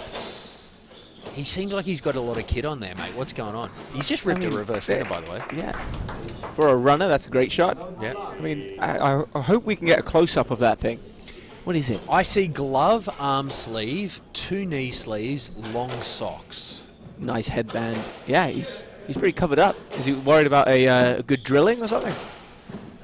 Look, my initial thought was, Tim. I like that little trickle boost if he can keep that in, but he's got to understand that Kyle's going to get up there and get it, but that's okay. My initial thought was, and you'll have to school me here on the rules here, Bams, but if he takes a dive and starts bleeding from his knuckles or his elbow or his knees or something like that, what's the ruling on that? Well, I believe he has time to, take care of it, and then if it re-bleeds again, that it might be a disqualification. Okay. I could be wrong. Yeah, okay. That's definitely what this has been typically in the singles. Yeah, okay. So maybe that's his strategy here is I don't mind looking a little bit silly as long as I don't bleed on everyone. Yeah, he's a bit of a legend. He's a great guy. He can pull it off. I'm calling double there, but Hendo's decided to play on with it.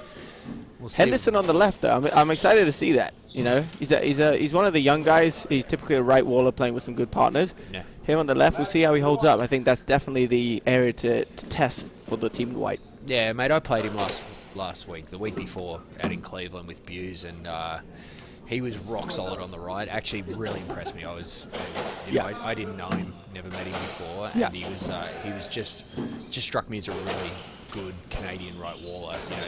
They've got a reputation for being quite good. The Canadians on the doubles court. And he was really good. Yeah, really good. So he's got a bright future in the game. I agree. I think he'll be one of the better guys. So we'll see what his shot making's like on the left. Would you say that most of the shot making in doubles probably is coming from the left most of the time, or?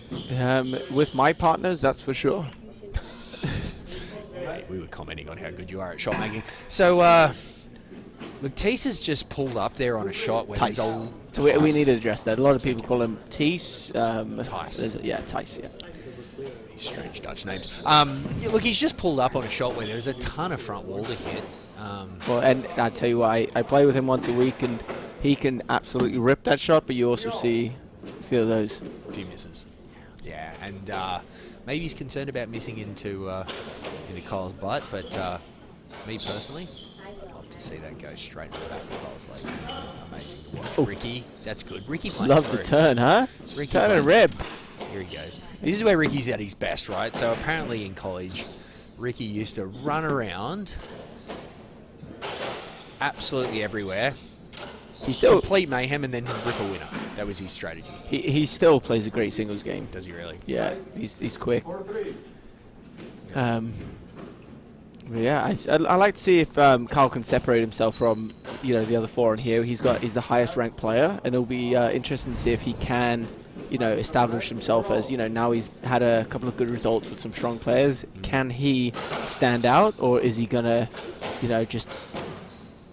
Yeah, I mean, he's got to carry this team a little bit, right? Like, not that Kyle doesn't know what he's doing over there. Kyle's a great right waller and has had a bit of success with JR as well, right? But, he really needs to carry this a little bit, and I'll be interested to see what happens. This is a great opportunity. That's a squirter. It's gone straight out of the vertical nick, out of the court. You don't see that much. You hate to see it. Yeah, it's unfortunate, but because it's actually not a bad place to hit the ball. Right. But, when it squirts out like that, it's Ricky, late cross, a late cross.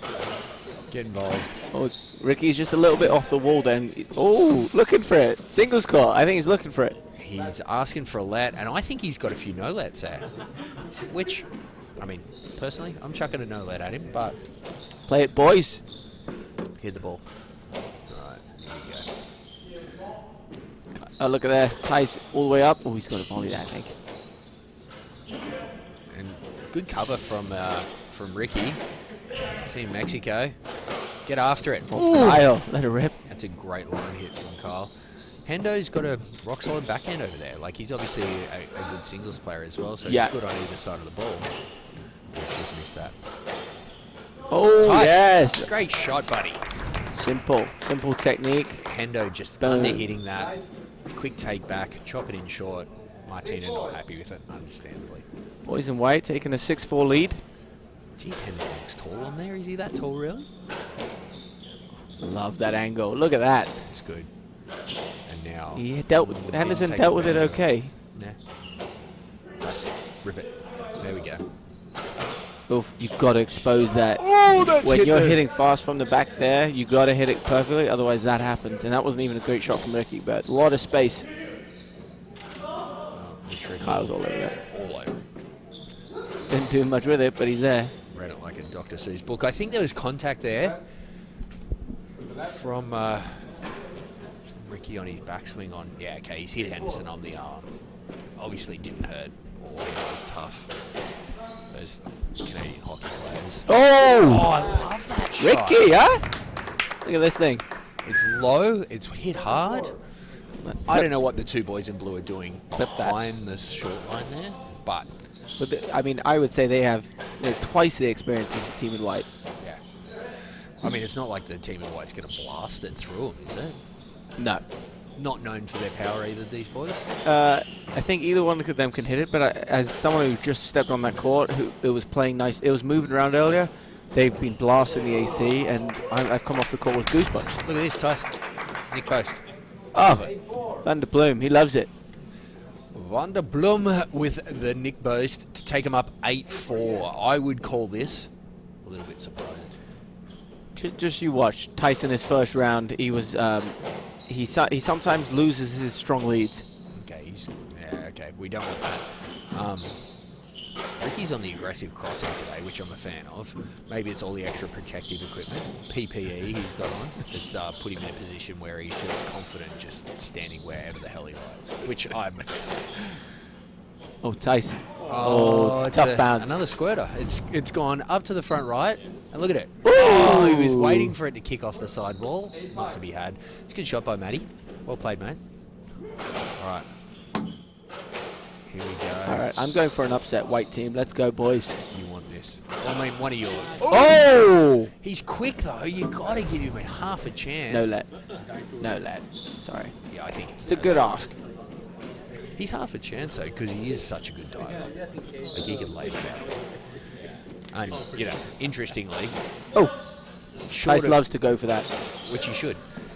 Interestingly, Mexico currently has the world's #1 female racquetball player. I did not know that. Yeah, she's amazing. Van der Bloom. And Look at them moving around. racquetball's a bit of a divey game, and so you know, Ricky's just maybe he played a bit of racquetball as a youngster, but Look at them. Boys in white fired up. they're Little fist 9-6. bump at I think 9-6. so. Yeah, I don't think they expected Martino to hit that out of court. So second serve here from Matty. Look out, we're in trouble. Here we go. So this is, Oh, the knee down. yeah, I'd call this a pretty significant point in the grand scheme of things. It's not the most significant, but I think 10-6 and 9-7 are two very different scores. So I'd like to see the boys in white really just put a bit of pressure on the team in blue here. That And I'll tell you what, this court has been tough to play. All the seeds so far have had a tough time dealing with, you know. What do you think that is? I mean, I don't know. One, confidence and, you know, stepping into the... Oh, Tice snatched at it. Did he bury that in the tin? Yeah. Yeah, okay. Look, I've got a theory. My theory is that the top teams that generally handle pace a lot better than the teams that are a bit lower. So I think, a go-to when you're not really feeling it for a top team is just to bash the ball, and that'll get you out of a lot of trouble against a lower-ranked team. But because this court... Oh! It's Love it. That gets us going. He's got good ups. Kid can jump. Oh, Tice with the backhand roll. That's good. Yeah, and I think this court's so bloody cold that you can't. Oh. God, that's a good stretch. Spider monkey. There it is. Oh. It's out. Kyle with the yell. Was that Kyle? That was Kyle. I thought it was Tice. Thought it was Van der Ploeg. Celebration. No. Tice keeping it together. Okay, 10-7. Here we go, yeah. I think he's a little run here. A couple of points. Oh. Matthew. Throw it up there, Tice. Throw it up a bit more. He's not even looked at that shot once this match, and he's just buried that straight in the nick. So it's not a great serve. Fault. Ricky, here we go. Did you like my out serves today? There's a couple of absolute Barry Crockers, which is Australian slang for a shocker, which is Australian slang for just bad. Yeah. I'd say that all just comes from Clive Leach. Just throw in that, throw in whatever. You get two. Clive, I think, actually didn't like it when his first serve went in. I think he much preferred to hit a second serve. He would tell me, he was like, yeah, just, pisses people off. Yeah, it's just annoying. But, some people are more easily upset than others. Okay, we've turned this into an actual scramble game here. So Matt really trying to hold his composure. While I think Ricky enjoys the mayhem a bit more. Oh, there it is! Dive. Feet went on the wall. Front. Look at that. Look at the feet. He's good. I think that extra slide there might come down to the early sweating we've got going on there. What's the over/under for the dives? Dibia. Oh, I think it's 7.5. What are you going to take on that? Would you take an over or an under? I'll take under on 7.5. Per game? No, for the match. For the match, what do you reckon? Yeah, under 7. I'll take an over 7.5 on that one. I think it's a good number. I've already won one bet off you today, so why not a second? 10-9. It's gotten a bit tighter here all of a sudden. Oh, love that angle. See Ricky, great speed. God, he can move. Tice. Oh, Tice. He went for it, huh? And Ricky. Oh, the boys. And a fist pump. He Look at really that. ripped that quite Yeah, hard. great angle. I think maybe a bit of an experience from Matty there, just getting a Not bit on the narrow, ball. right? Yeah, He yeah, needs to yeah. get across, and he probably would have volleyed that had he had the opportunity. Yeah.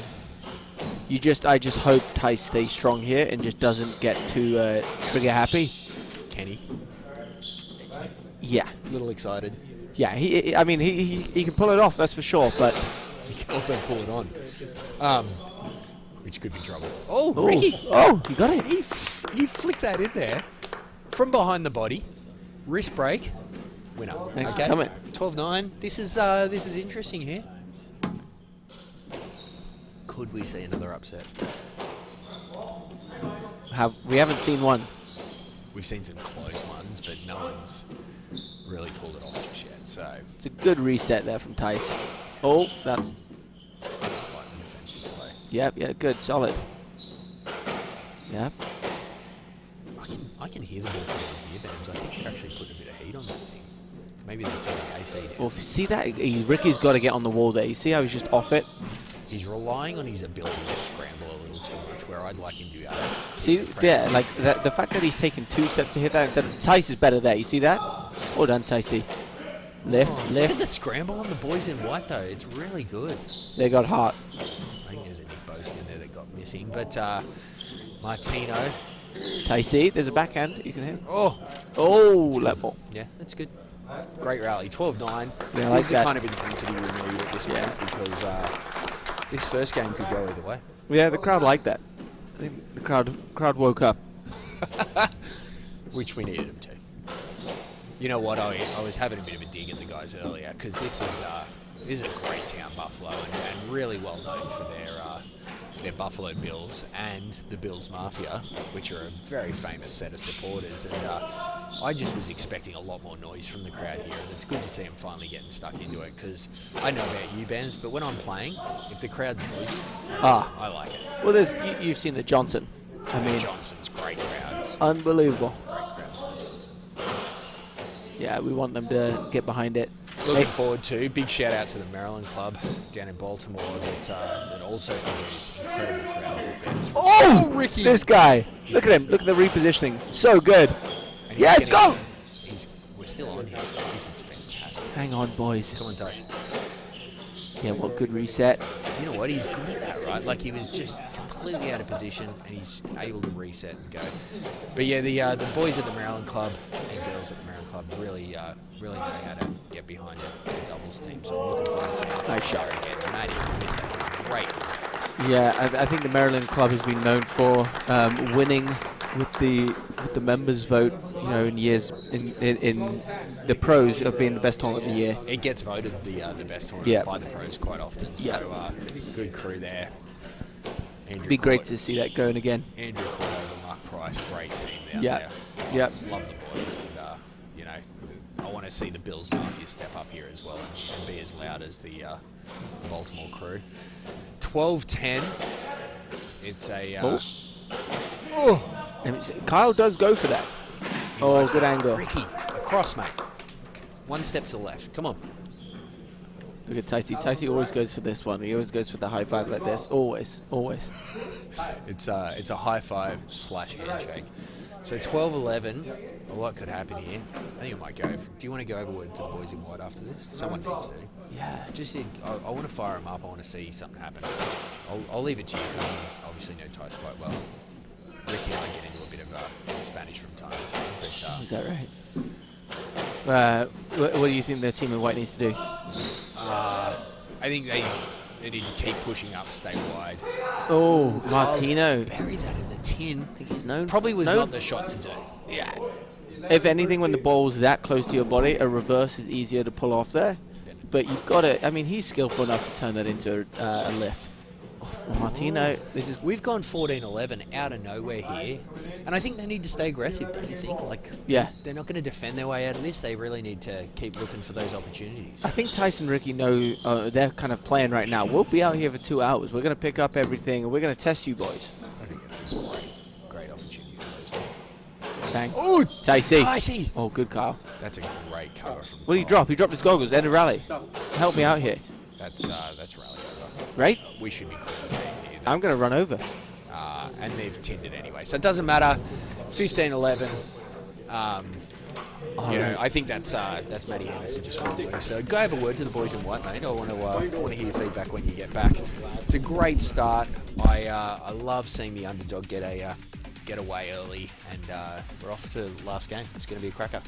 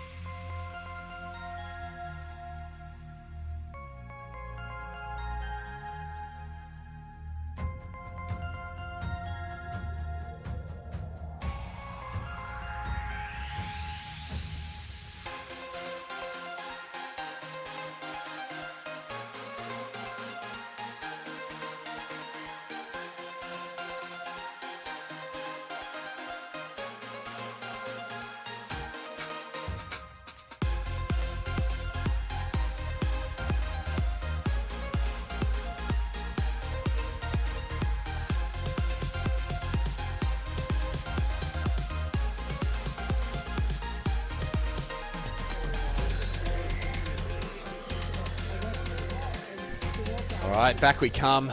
We're into the second game. The team in white with a bit of wind in their backs after winning that first game. Well, Ricky, yes, let. So Bams has just scrambled back in here after having a word to the team in white. Can you give us some insight, mate? Yeah, well, first of all, I just said to Ricky, you, especially when Kyle gets from the front right, just reposition your movement to cover that front left. But I said, I think, the boys were saying to me that they want to still stay aggressive. They still want Ricky to be in that position and go for that shot because they trust their movement and their positioning. Yeah. So, I think, again, you just keep them in the tough spots. I think Martino's not as dangerous as Henderson. So if Henderson's in the back corner and turning, you stay up and you just get ready for it. It's good advice because, I think that is their best strength here out of these. The two boys in white really do get around the ball well, Ricky in particular. And trusting their movement and creating opportunities, it's good. Yeah. So, and just, you've always got to have that mentality of, I'm going to be out here for 2 hours, Yeah, you've got to be prepared to stay out there a long time. A bit of miscommunication between the team in blue playing for the first time together. Oh, Henderson didn't want to play the reverse, which surprises me. Careful. All right, Tyson. What she said. Oh, Ricky was getting ready to jump out of the way. Oh, look at that positioning, though. It's nice and forward and aggressive. Yeah, I like it. Yeah. Go, Rick. Oh, here we go. We got into a bit of Singles. down the wall. It's tight though, right? Like I don't mind a bit of down the wall. Oh, if it's Ricky. tight. I think that's almost a no-let. He just went straight into the back of Henderson, lost the ball a little bit.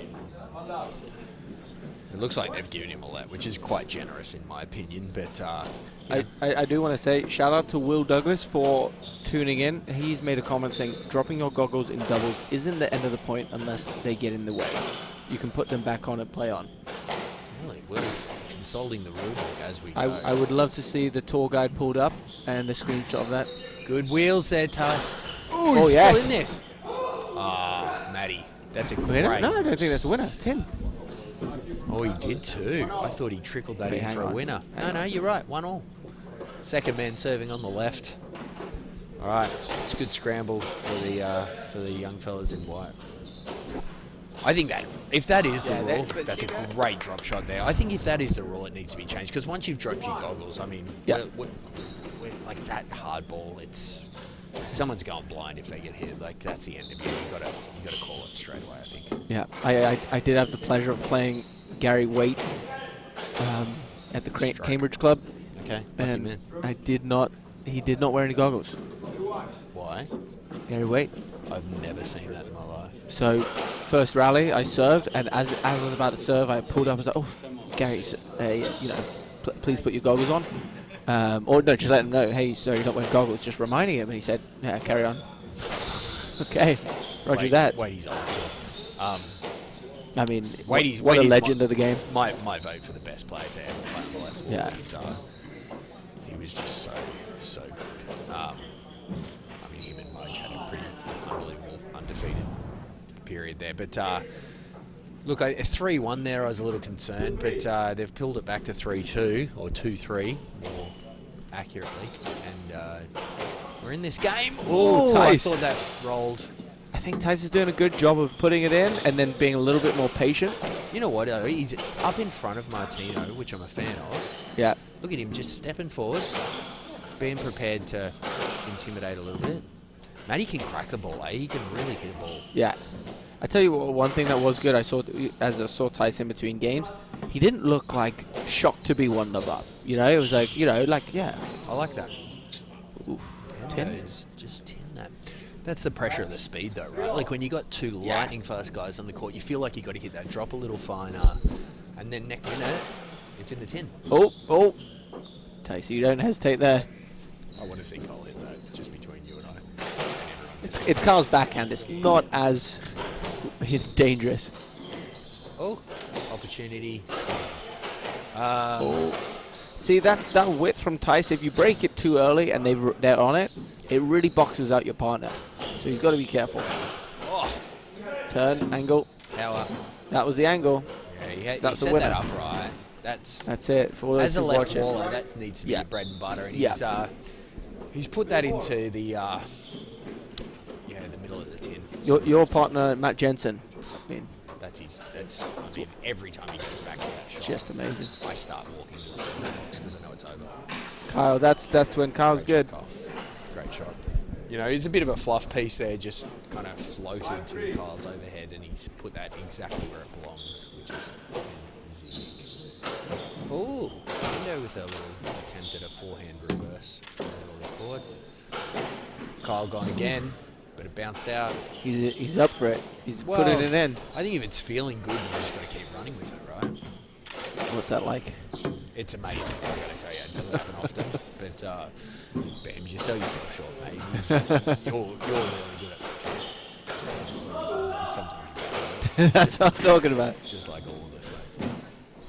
It is strange, though. Like, sometimes it just feels good and it feels like you can't miss. And then sometimes it feels like you could get the same life. Oh, well done, Hendo. I think that was a bit of a miscommunication. Is that top of the racket? I think he cleaned it, but just wound up a pick either way. 6-3. I think the boys need to make a little run here to put a bit of pressure on because get out of it. Tice does that all the time. He loves it. Oh! Oh, well done.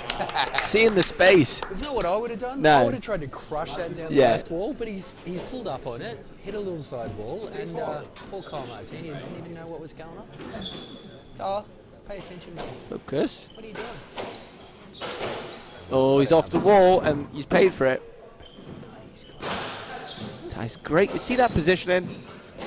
I think Tice is, and if anyone watching at home, when that person gets the front, do not hang back. Do exactly what Tice did. Stay right up.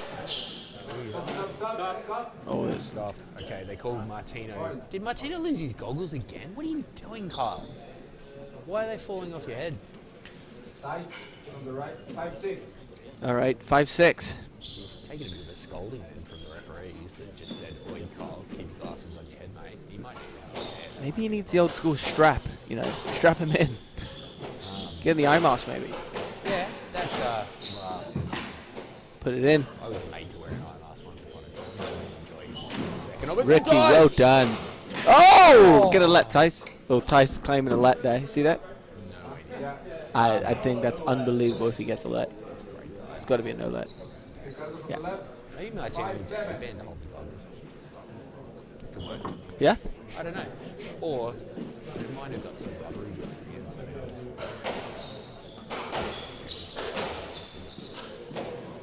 rip. There it is. Henderson. Hendo. Skillful, wasn't... Ah, experience. I like that. So he showed a big power shot and then just hit the trickle post. Ricky, flat-footed. Ricky he had the power shot covered. So it's a good The old 1-2.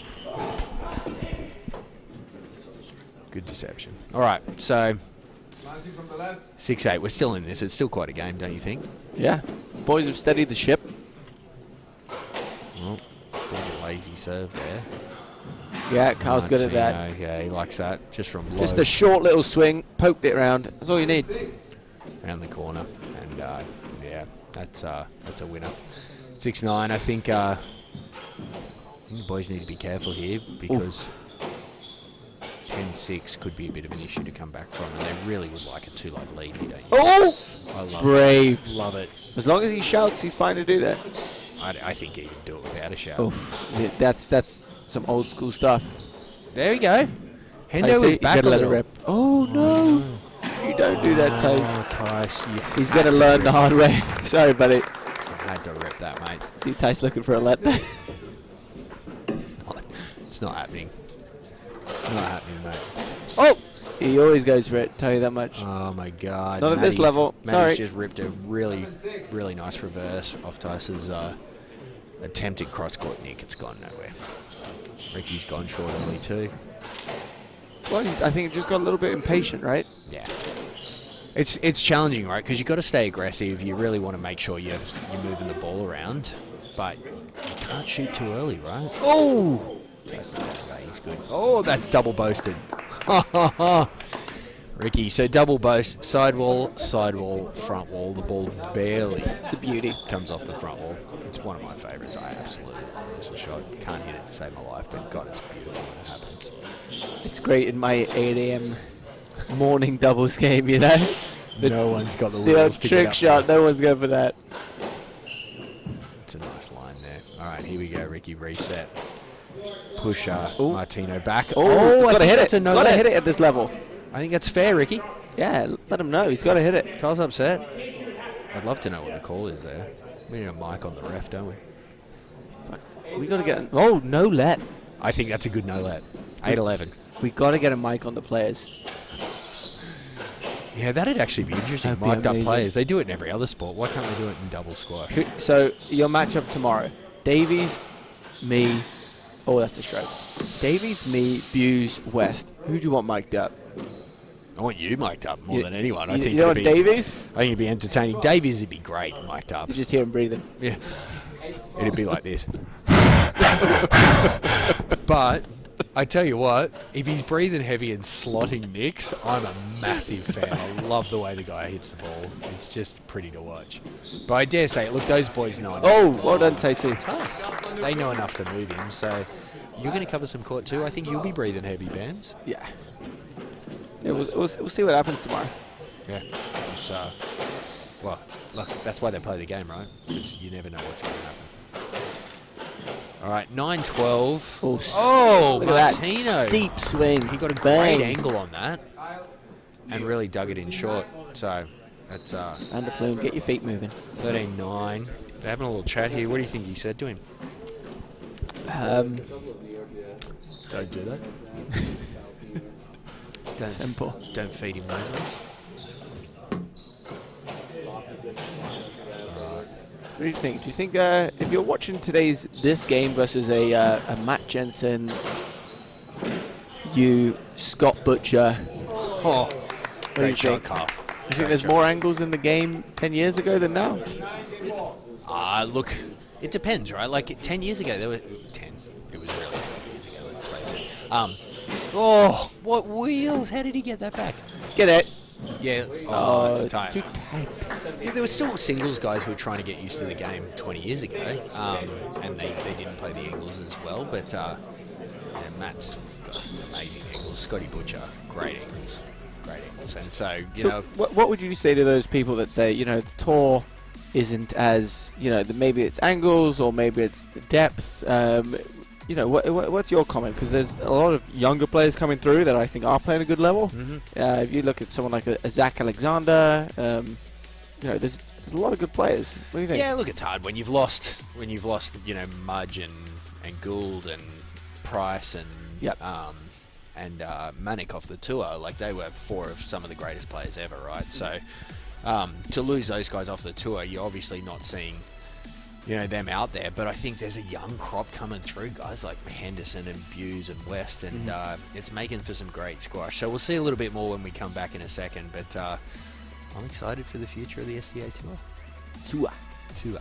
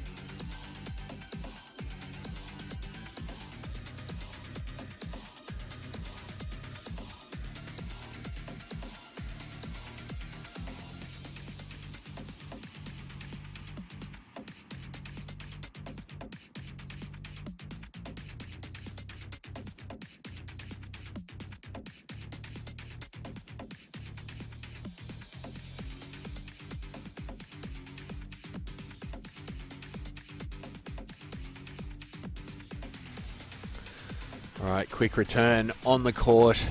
The team in white still having a little chat to each other, trying to get it all fired up, which I like. The team in blue look pretty determined to make this a 4-setter and take the win here. But look, I'll be interested in what the team in white comes out with here, because I think if they can take this game and put a little bit of pressure on, this could go either way. Jim Bamber's just had a chat to the boys in white. What are your thoughts, mate? Where are they at? I think they got a little bit passive, they were saying. Okay. They want to try and move the ball around a bit. Good. I think they want to try and put it all the way around onto Kyle's backhand. Tweener. Can't see that much. Let's see, I think that was good from Ticey there. You know, a nice little lob over, change it up. I like the start. Oh, great angle. Love the snap. Ricky! For a left waller Dang. to rip a forehand reverse. Oh, Kyle's Kyle's gonna mishit that. Yeah, that's Kyle, you should do push-ups after that, really, Kyle. I did appreciate you at 12 all in the fifth, getting down on doing push-ups. Well, look, it's a way for me to dissipate the anger a little bit. And, if I've played a few average shots, I can get angry at myself. And rather than yell, scream, throw rackets, push-ups. I think Kyle, I like it. Kyle's made 2 I mean, average errors. He does that quite not often. Sorry, I don't want to say often, but Okay. it's those cheap errors you really got to eliminate. You can't just give away points like that. And particularly, look, if the tour's going to go to 11 points, it's going to really cost you, right? Like at 15, not as big an issue. Ooh, Tice, he's got to go that though. But that's also one of my favorite spots to hit the reverse when it's slightly on the left side of your, left side of your head. Well, because your swing like a tennis naturally serve. drags it across, right? Yeah, It's a great shot. He's just got to put You get that a lot up. of spin with that. He's got to put it up. So, all right. Bang in. Oh, Hendo's put that in the tin, has he? It's the right shot. I mean, It is the right shot. Well, it's the reverse, but you got to put that in. Yeah, I mean, but it's probably not going to be a lights out winner with Tice right up there, right? So you got to put it in, but probably, as they say in New Zealand, you probably want that 6 inches above the tin. But instead, he's put it in. I tell you what, I would put that ball where Martino is hitting all day. Yeah. Super high, wide cross court. Yeah. Oof. He doesn't seem to like it. Ricky's looking at the racket like the racket did something wrong, but I think he should check his glove, really. Or what's attached to his glove, at least, because that's a hand issue. Ricky. All right, 3-2. They're still up. Oh, here we Kyle go. looks a bit uncomfortable off that breaking ball, doesn't he? We'll have to figure out what's going on there. It might Angle. be body position stuff. Oh, he's that's it. lost it. Oh, well done, Tice standing right in front of him. Look at Tice. Right in front of him. Where's the ball? See you later. That's great positioning from the big man. And, I mean, if you look at where Martino ended up there, he was behind the short line. This is doubles, mate. Get in front of that thing.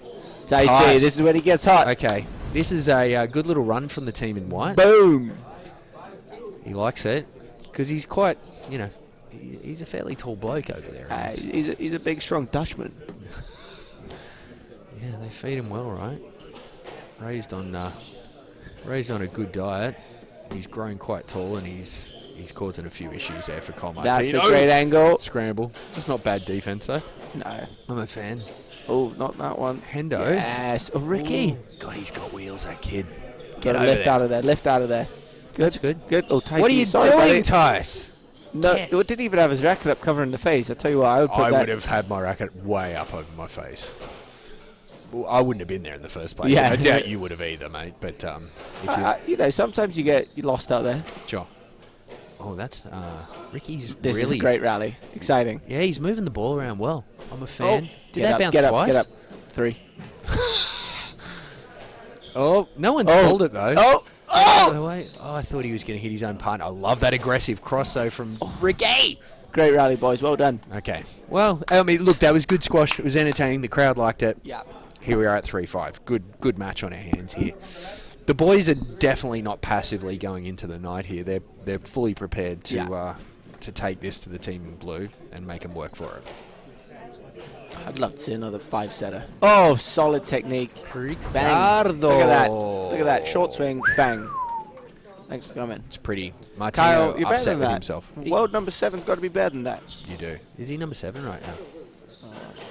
Might have to check that. Yeah, okay. Oh, look, you've looked at the rankings. You know what's going on. Look, Kyle's right up there, and he probably needs to keep that in. Yeah. He probably needs to make sure that that's not just a feed for Ricardo. Oh, in.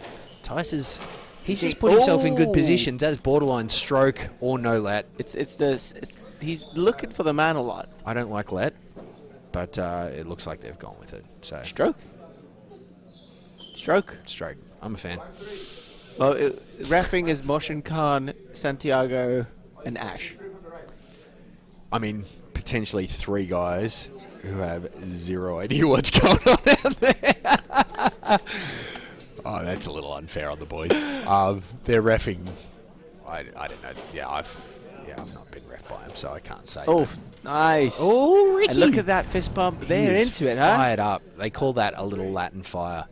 I don't know what Hendo's doing all the way back there. Why is he back there? You know, if someone's turning and they're hitting a forehand, that's my first thought. Yeah, I'm up. Like, here it comes. Oh, good width, Kyle. Come on, more of that. Ricky, you probably need to be about 6 inches taller to pull that shot off, mate. It's not happening today, but hey, look, aggressive mindset. You're going to make some errors. Yeah. It's going to happen. Oh, Hendo. Oh, you can't. Oh, what's yeah. top of the racket there? Hendo needs That's to. the Moshin Khan. He needs to really just. Hendo, yeah, that's what I want to see from you, mate. Matty, is give the ball a good whack. So if you're blue, what would you do now? Oh. I see reposition. Oh, Ricky's got to go over. I think in this situation where there's no real weakness and you got 2 fast guys, I think you just got to really focus on get him playing the ball off the back wall, and then take it in short and just open the court up and keep the ball in. Like, you don't want to make any silly errors. I do think Henderson and Martino probably have a little edge in shot making. Walking into the match, I would have said so. Mm-hmm. But right now, Ricky and Tice are definitely feeling it. Well, I think part of the challenge is Henderson. That's bloody brilliant. What a mate. joker! What a great shot. There's no chance. I don't care who you are. No diving. You're not getting that back. Yeah, I think, look, Henderson on the right is probably got some shots, and he's gone to the left, and he hasn't really been able to bury some. That's a pretty average fault. It's a weak serve. If that goes in, you pray that goes out. Kyle. Ticey. Okay.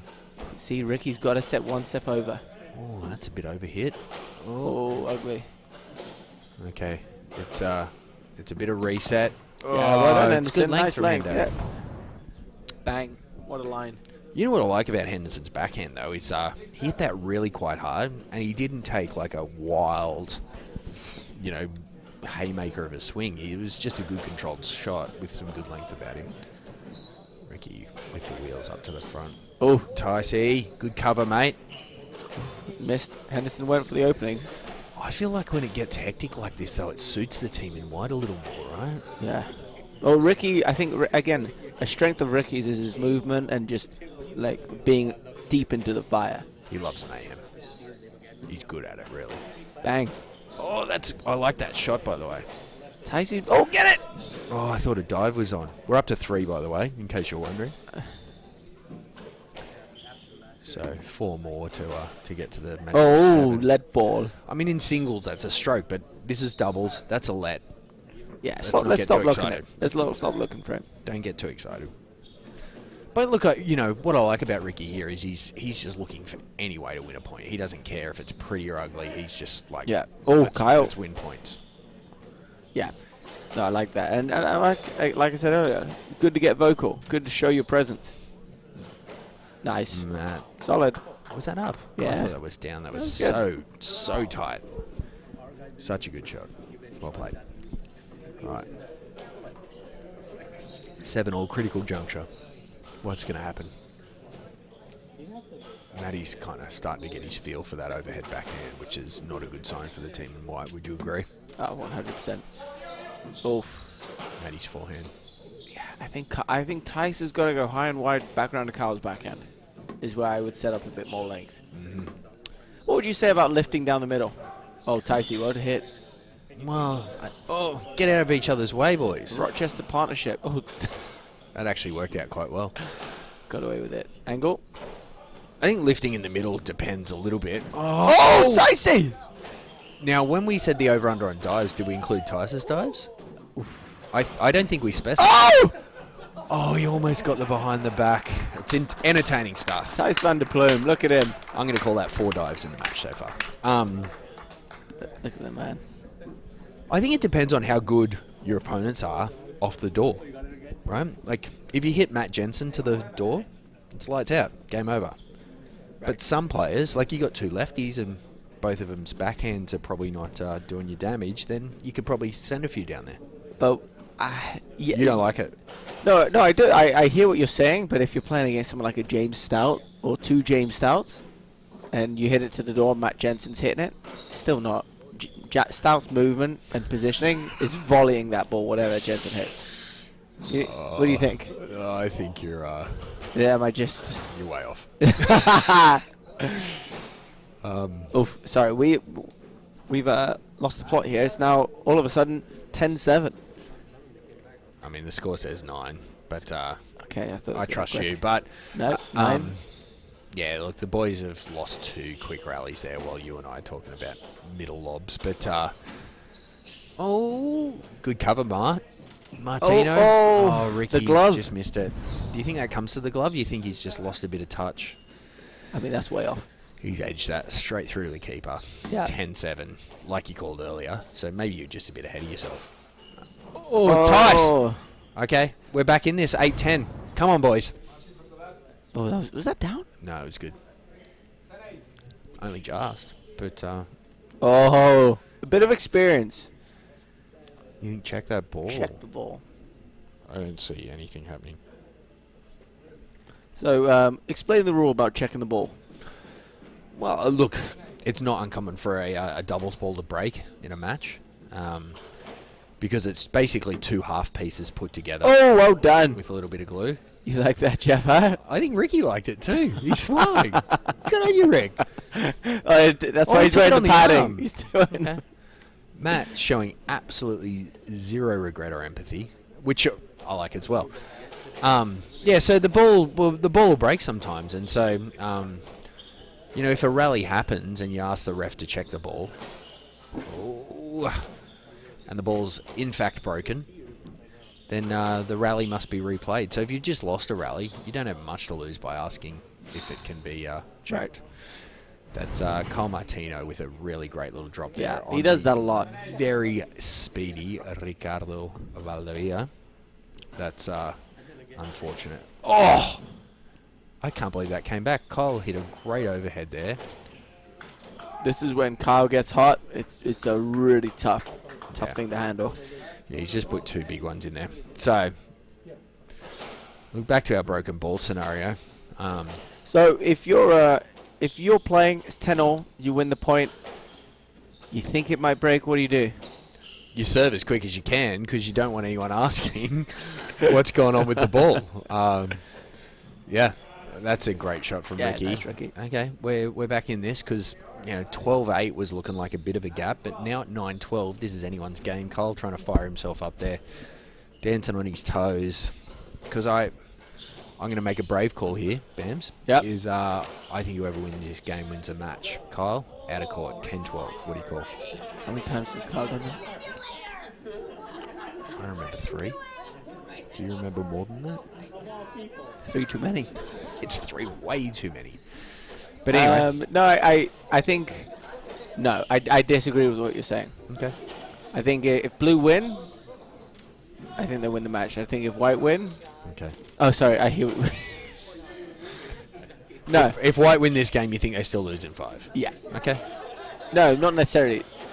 I'm just saying, whoever wins this game wins the match. I don't know whether it's in 4 or 5, but it's over. Oh, great scrambling here, boys. Rick. That's a beautiful lob. Okay, can we reset and not Oh, out of control? Great angle. Now hit that. Oh, yes!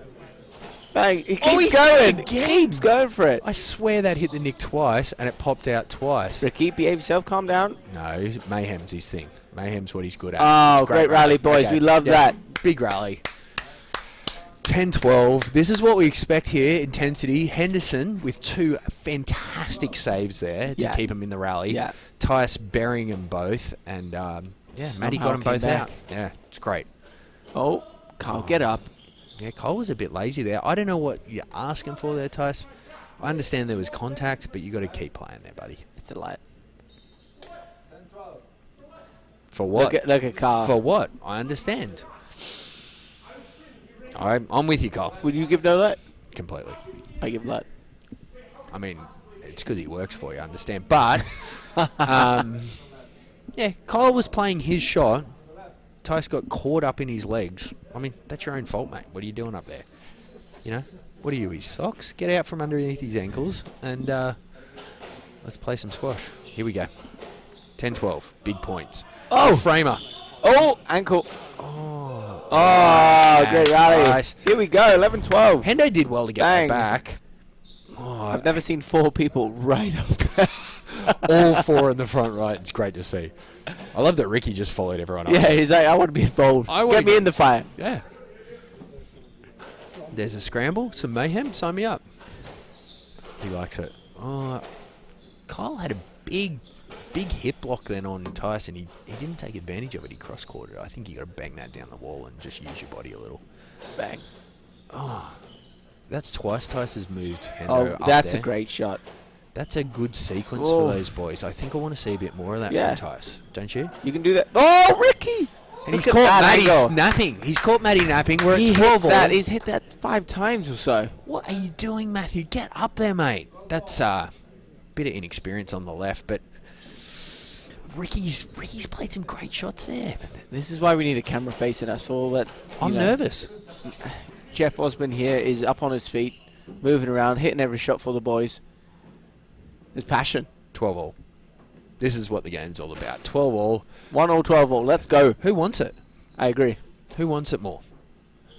Typically, it's favoured experience. Sure. It definitely has today, Yeah. right? Ricky again? No. Let's see. Defense. Let's see. Hang on in there. Ricky's Here we go. getting his scramble on a Here we little go. here. He's made that nice and tight. Oh. Tice. Oh, he gave it What back is to that, him. Matthew? Okay. Oh, you got to see Ricky off the wall. How many times we said that? Too many. He's off the wall again, and that's why. Oh, he's dug that got out. there? What? Oh my God. Ricky Lopez, Player of the Year. I mean, Kyle's like, what is going on? How many Which do you have I to hit? understand he's How exact- many? Oh! Big dive. Kyle's upset. Kyle just hits him with the ball as well. Kyle, calm down, mate. I thought they were all good, but Unbelievable squash from Ricardo Lopez. Kyle's upset. I mean, I don't think Ricky's out there taking double bounces on purpose. I think he's Ricardo Lopez. No, he's Well done. He's diving. He's doing everything he can. Passion. Oh, we got the towel out. Is there a bit of sweat patch?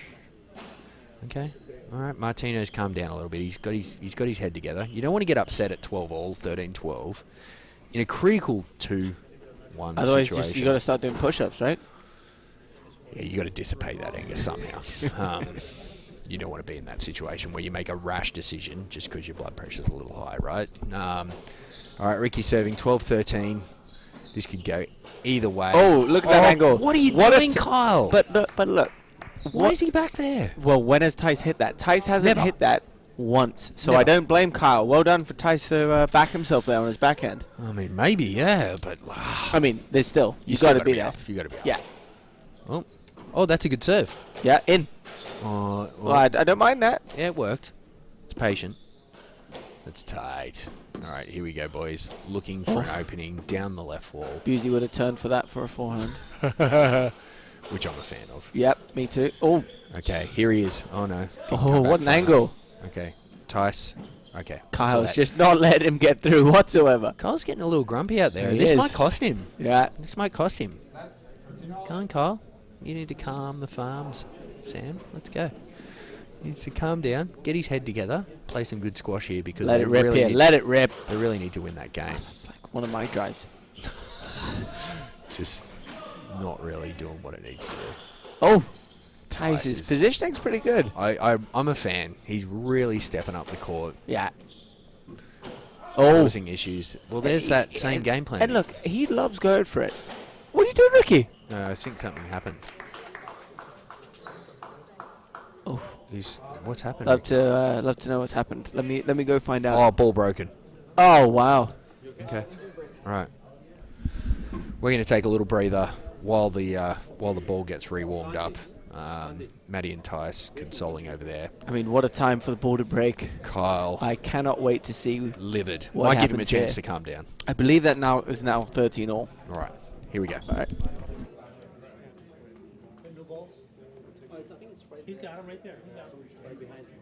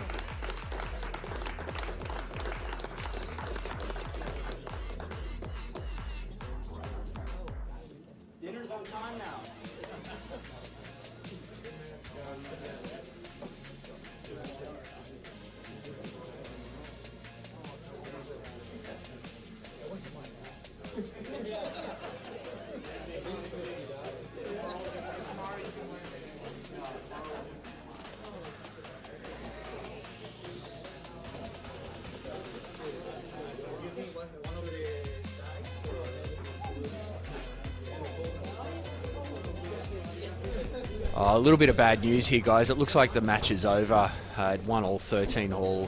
We've got a bit of an injury. What's happened, Bams? Yeah, so I think Ricky moved into the front corner, and it was actually his left hand. I think he put his left hand against the wall on the ground, and he said, I'm not sure what happened, but he mentioned the word crack, and as soon as I heard that, that's not a good sign. So, I hope it's nothing too serious, but I don't think he's in good shape here.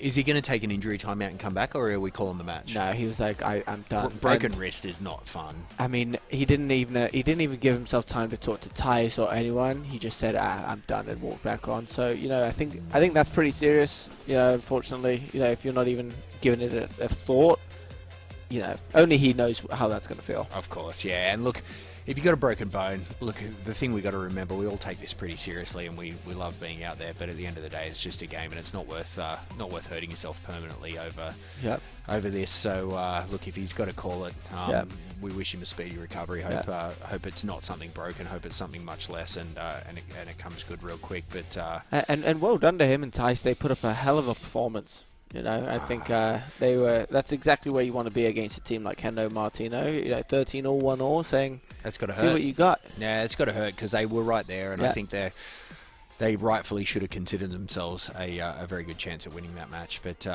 anyway, unfortunately, they've pulled out Henderson Martino through to the next round. We'll be back tomorrow for some more squash. We've got some great semi-finals. Yeah, who we got? We got... Wrong guy to ask. We got Henderson Martino versus Scott Arnold and John Russell. Okay, so that's going to be really interesting because Henderson Martino by no means looked dominant in this match, and against some great players there in the semis, it could have gone either way. But I think that semi-final is going to be really interesting.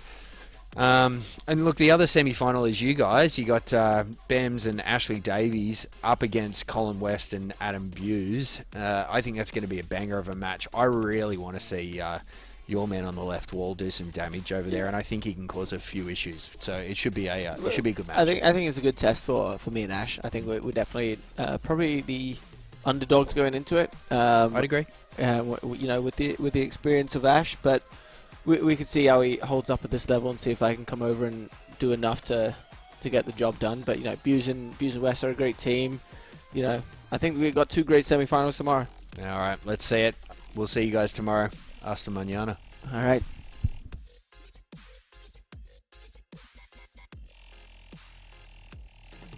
Here we go.